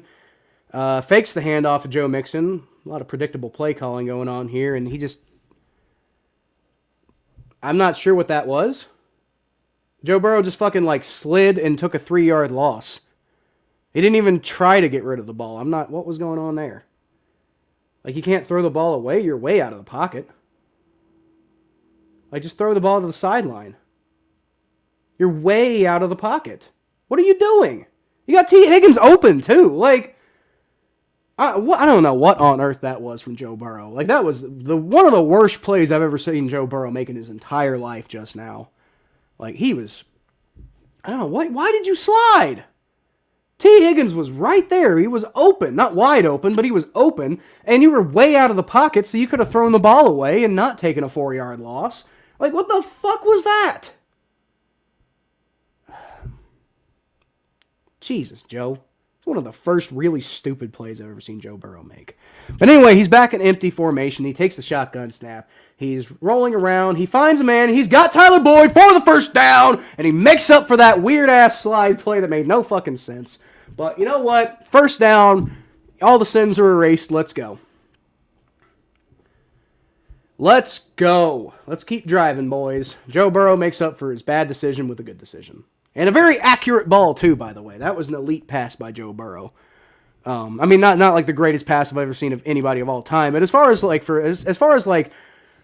and he took a shot too. He just stood in the pocket and took a shot. He's fine, but he took a shot, just the ball's on that man to make that throw. But as far as unremarkable throws go, that was probably one of the best ones I've ever seen. Hands the ball off to Joe Mixon, who gets to the outside, but isn't able to really break away, and gets about 2 yards, and ooh, he's hurt now. Or is he? He's getting up. He's slowly getting up, though. Oh, nope, he's hurt. He's hurt. He is down on the ground. He is writhing away. Oh, jeez. Oh, jeez. Joe Mixon's hurt. He's badly hurt, man. Came down weird on his knee. He's wincing, too. He's in a lot of pain. Man, we need Joe Mixon, dude. I like Samaje Perine, okay. I like Chris Evans if he ever comes back. But we need Joe Mixon, man. I don't know what we're going to do if we lose Joe Mixon. That's not good. That is not good at all. Fuck. Welp. That sucks. I mean, I don't know, man. They're calling that 1 yard, by the way, so it's another first down run for 1 yard. So, if that hasn't happened enough times. Packers got more points, so they're up 31-17 on the Ravens now, and I think we can probably go ahead and safely say the Packers are probably going to win that game. What else do we got going on? That's the only other game going on. How is it the only other game going on at 4:30? Isn't there like 2 or 3 other games usually at the 4:30 or 4 o'clock time slot? I mean, I know we got it's probably because we got those Monday and Tuesday games, right? That's probably why. But anyway, Bengals got a 5-point lead with 2:42 left in the fourth quarter. They may have just lost Joe Mixon, and that's not good. But they're doing pretty well on offense right now, and got every opportunity to salt the game away right now. So it's looking like, barring a disaster, it's looking like the Bengals should be able to hold on for the win in this one. The Packers still have 9:30 left in their game, but they're up 31-17 on the Ravens. So I think it would require equal levels of collapse for the Packers to lose. And actually, I think I'd actually be more surprised if the Packers lose than if the Bengals lose, because the Bengals are still up by less than a touchdown. If one crazy touchdown play would change the entire complexion of this game for the Bengals. So, it's you still gotta salt those 242 away. If the Bengals get 2 more first downs, I think if they can go get 2 more first downs, they can probably run the clock out. But you got to do more than 1 yard runs on first down. So we'll see. Oh, I'm sorry, it's 2:36 left in the game. So Bengals very well might run this clock down before the 2-minute warning at the very least for the rest of this drive. Not sure exactly. Joe Mixon's not going into the locker room, so that's good. He's going to the bench. It looked like he kind of had to be helped over to the bench, though, so that's not great. But the fact that he's not going into the locker room yet is a positive sign. So hope Joe Mixon's okay. He's getting looked at right now. It's mainly being looked at on his ankle, which I'm a little surprised, because his knee he came down weird on. He looks sort of better now. I don't know. Like I said, I hope he's okay. Denver's out of timeouts, so that's useful. So might only actually require 1 first down. If the Bengals can run the clock down a little bit, then 1 first down might seal it for them. Denver is out of timeouts. Bengals got 2 timeouts, but who cares about that? But, all of a sudden, Bengals might actually be able to sneak away with a win in this one. No thanks to the offense, but, somewhat thanks to Tyler Boyd for that big catch that he had. Been nice if he would have caught the 2-point conversion, but I'll take the 6 points, at the very least. I won't turn down the 6 to spite the 8, or the lack of 8. But Joe Burrow in single back formation with Samaje Perine behind him this time, and he does give the ball off, and Samaje goes nowhere. Samaje goes nowhere. All right. Okay, so Bengals are going to keep running this clock down. I think they're going to run it all the way to the 2-minute warning. So we're about to go on commercial. Y'all. And this could be a very critical third down here. It's going to be 3rd and 8. And I imagine the Bengals are probably going to, or they're just going to let it go. I think they're just going to let it go. I was wondering if they were maybe going to try to get to the line and maybe try to draw them off or something like that. But no. Going into the 2-minute warning, Bengals got a 15-10 lead and a first down will probably win this game. Bengals get a first down, the game's probably over because the Broncos can't stop the clock. And then, let's see, the Bengals take off 30 seconds, gets them down to 130. Or take off 40 seconds, gets them down to 120. Take off another 40 seconds, that gets them down to 40 seconds remaining. And then you can probably whittle the last ones away on... So, yeah, if the Bengals get a first down here, game's probably over. If they don't, then the Broncos get an opportunity to answer. The way they've been playing on offense, I don't know if that's going to happen. They would need a touchdown because we got a 5-point lead. But, I don't know. Bengals have lost in stupider ways before. Keon Archer. If y'all lose, I'm crying.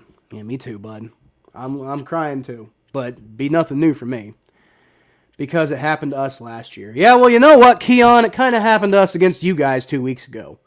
You know, Joe Mixon with that fumble. We had y'all beat. We really did. We had y'all beat, or at least tied, because Evan McPherson would have made that field goal, and then Joe Mixon just boop, boop.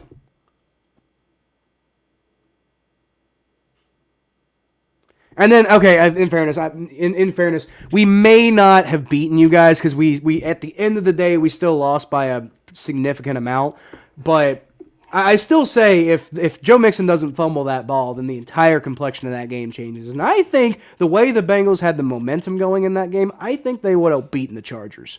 So I mean, and then something similar happened to the 49ers. It's like we should have won, but we fucked it up at the end and lost. So, yeah. No, I agree. I'll cry too if the Bengals lose this one. Still hurt. No, I get it. I get it.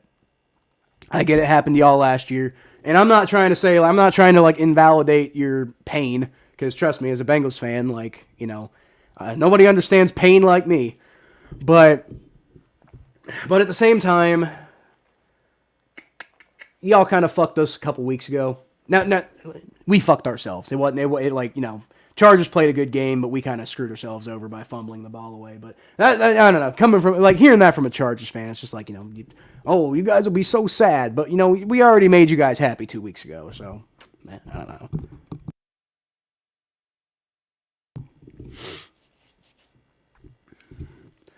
All right, so Joe Mixon staying out of the locker room, which is nice.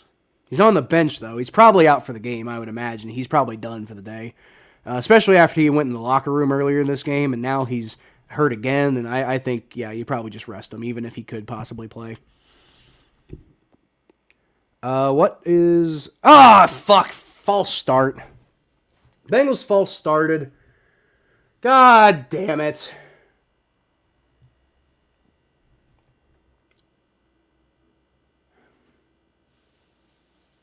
Wait. Did we false start or did we take a timeout? I think we took a timeout. Okay. Why did we take a timeout?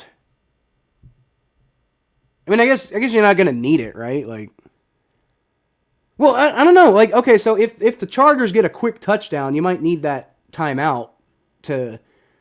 I mean, like, I wouldn't play like you already won this game, guys. I don't know, but I don't know. I don't understand why we're taking a timeout. Like, it's just inefficient.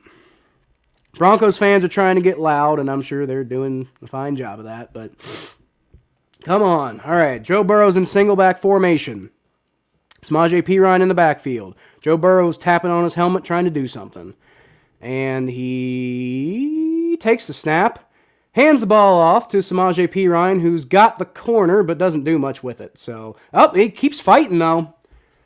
Doesn't really do a whole lot with all of that, though. It's going to be 4th down and probably about 4 yards to go, maybe 3. I don't know, but the Bengals are going to punt the ball. Bengals and Steelers are kind of similar. Both have bad O-lines in secondary. Jared, we are not the same, sir. That's not... Look, our offensive line is not as bad as it looks. A lot of Joe Burrow's playing style invites pressure, which is kind of odd. But... you know, we got a hole or two on our offensive line, but your whole offensive line is bad.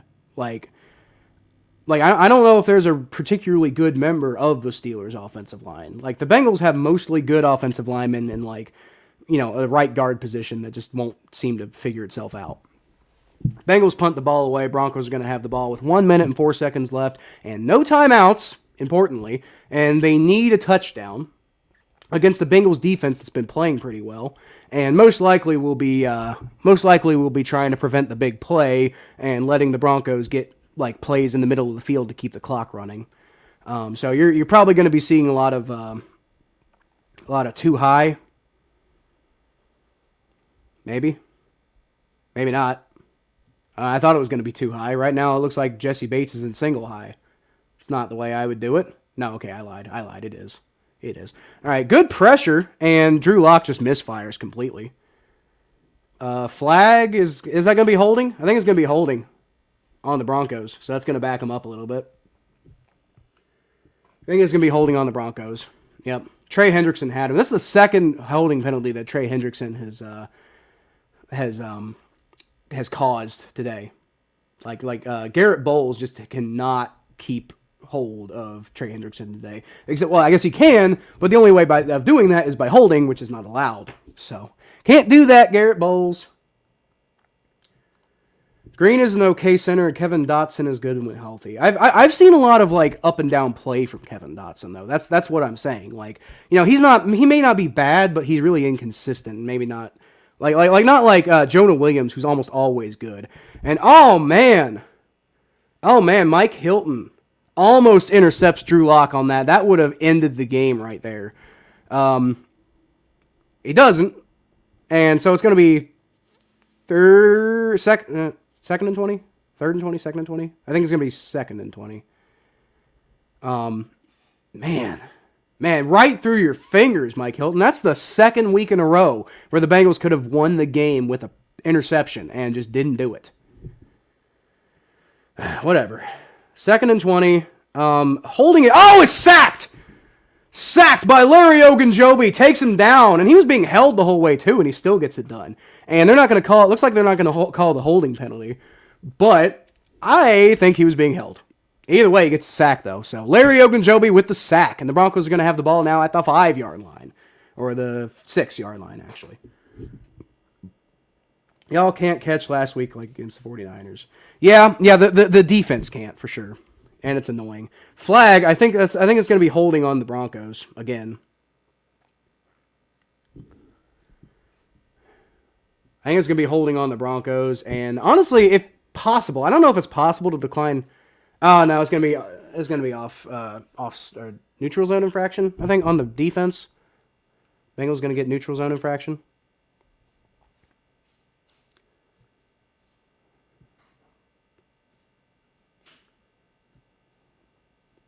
Think they're they're just calling straight up offsides. Okay, offsides.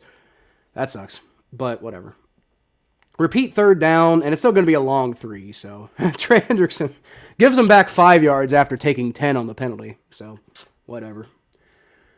That would have been fourth down. So you got to like the way the defense is playing right now.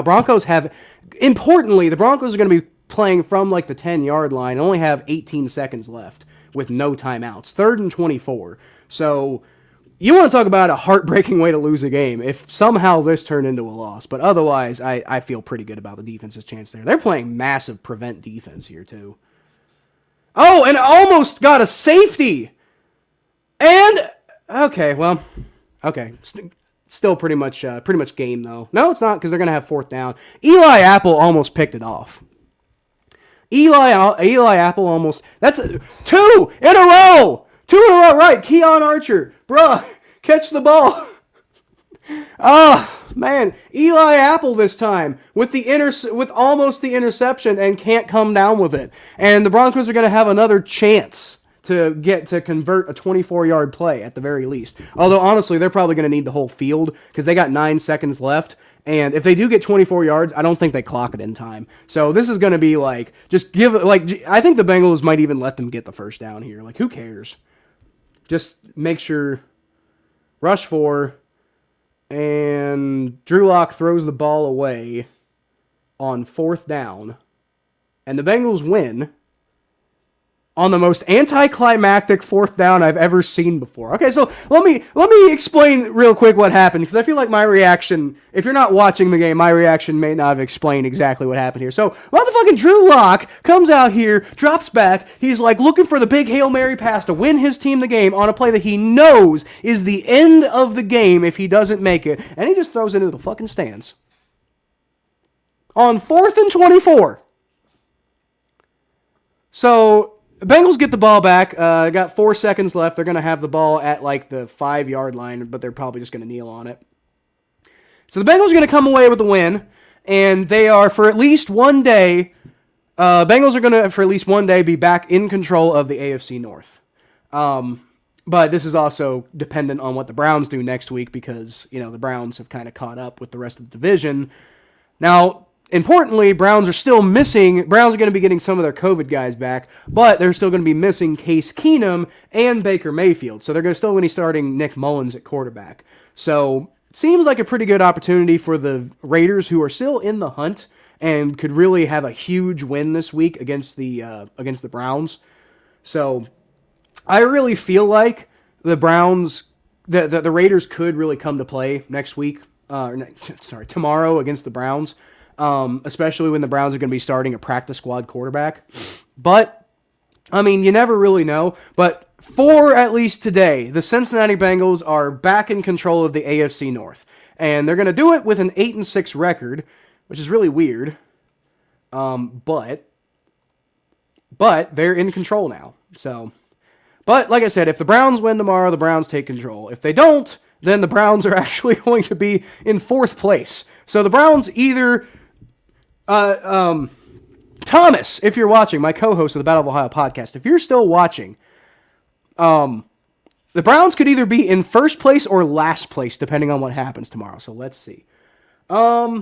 Jared Chira, thanks for calling the game for me, man. Congrats on the win. Thanks for coming in, Jared. Even though you're a Steelers fan, you were respectful and it was fun and you weren't a shithead. So I didn't appreciate that TJ Watt comment, but look, man, everybody's welcome, and welcome to the jungle. Everybody's welcome on my YouTube channel. Don't forget to like and subscribe, everybody. I appreciate y'all watching. Let's see who else said some stuff, though. Yeah, Keon Archer, y'all win. That's damn right. It's over, Jared Chair. Let's go. And Keon Archer says, let's go. Chuckles, that was awful, but who they got the win? You know what, Chuckles? It was... I don't want to say it was awful. Like Jared earlier mentioned, Jared mentioned that this was a snooze fest, but it's really only a snooze fest if you only like offensive, like really strong offensive games. But if you like defensive games, which I kind of do, then this was a fine game. The Bengals defense mostly played really well all day. The offense kind of struggled to get going, but I mean, the offense wasn't catastrophic. They didn't turn the ball over, which is important. So I don't know. I'd say, considering the Broncos have one of the best defenses in the NFL, I think that was a quality win. It wasn't the prettiest win, but I think it was a pretty quality win myself. So I'll take it, dude. 8-6, and we just beat a playoff team. Well, they might not be a playoff team now, but we just beat a team that was contending for a playoff spot. So that's important. Ravens lost to the Packers. Like, all in all, I don't think there's anything wrong with that game. What else we got? Keon Archer, we going 9-6. What are y'all right now, actually? Y'all are 8-6 right now. Who do you play next week? I guess that's the question. Who does Keon Archer and the Chargers play next week? Schedule... A lot of dead air time going on right now. Houston, yeah, okay, yeah. Of course you guys are going 9-6. You're playing Houston. Duh. Of course you're playing... Yeah, of course you're going to go 9-6. Duh. Playing the fucking Texans. Now let's see if you beat the Broncos, because you lost to them... You lost to them a couple weeks ago and didn't look very good in the process. But, look, you know what, man? As long as it doesn't hurt the Bengals getting into the playoffs, I don't care. The Chargers can do whatever they want. Just, if y'all play the Bengals in the playoffs, I hope we win. But I did say after that game, you can go back and watch my video. I said that if the Bengals and Chargers do somehow play each other in the playoffs, which I doubt that would happen. I think that would probably mean both teams would have to make it to the AFC Championship. But if that did happen, I think the Bengals could probably win that one. So I wouldn't root for you guys up to that point. But you know what? I'll tell you what, Keon, if you subscribe to my channel, I will root for the Chargers all the rest of the season, as long as it doesn't negatively impact the Bengals. If the Bengals need y'all to lose to make it to the playoffs, then sorry, bud. But, other than that, I'll root for you guys if you subscribe to my channel. Chuckles2340, awesome stream and awesome win. That's damn right. Damn right. It was a great stream. I mean, great win. No. I had fun. I like doing stuff like this. I can only do them for the away games because my dad has season tickets, so I'm going to be going to all the home games. Like, fuck you. I'm not staying home to live stream that if I get to go to the game. Like, that ain't happening. But I will live stream these away games, and there's going to be a lot of them. Especially if we do make the playoffs, and if we win some playoff games, it's not going to matter because I can't imagine. I mean, maybe if we win the division, then we'll get one home playoff game, but that's it.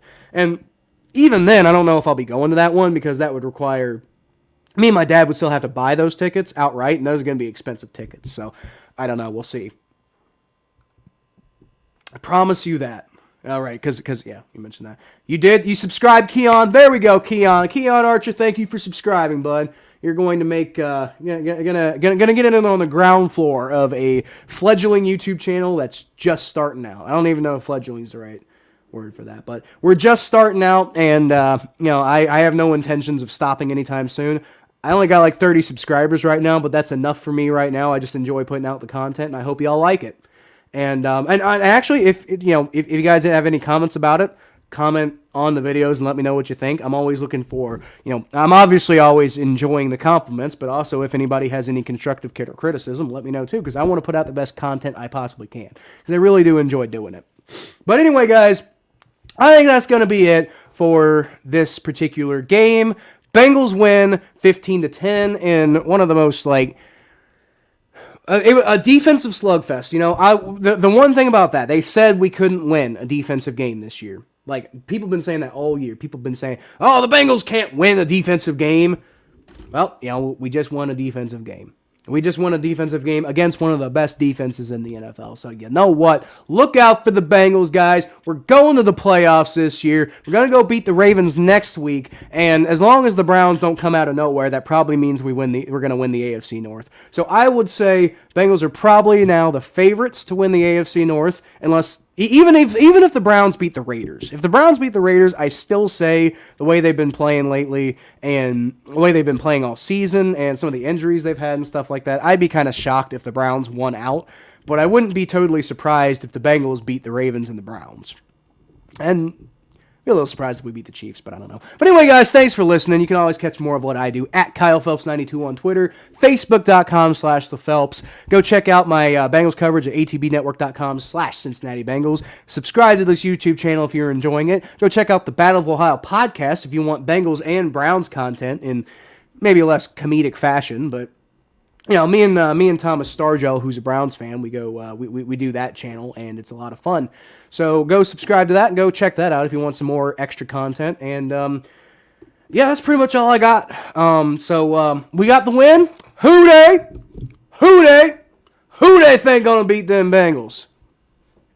So we're 8-6, baby. We're on our way to the playoffs, and that's all I got for today. So for now, and as always, I'll leave y'all with a who dey. Who dey?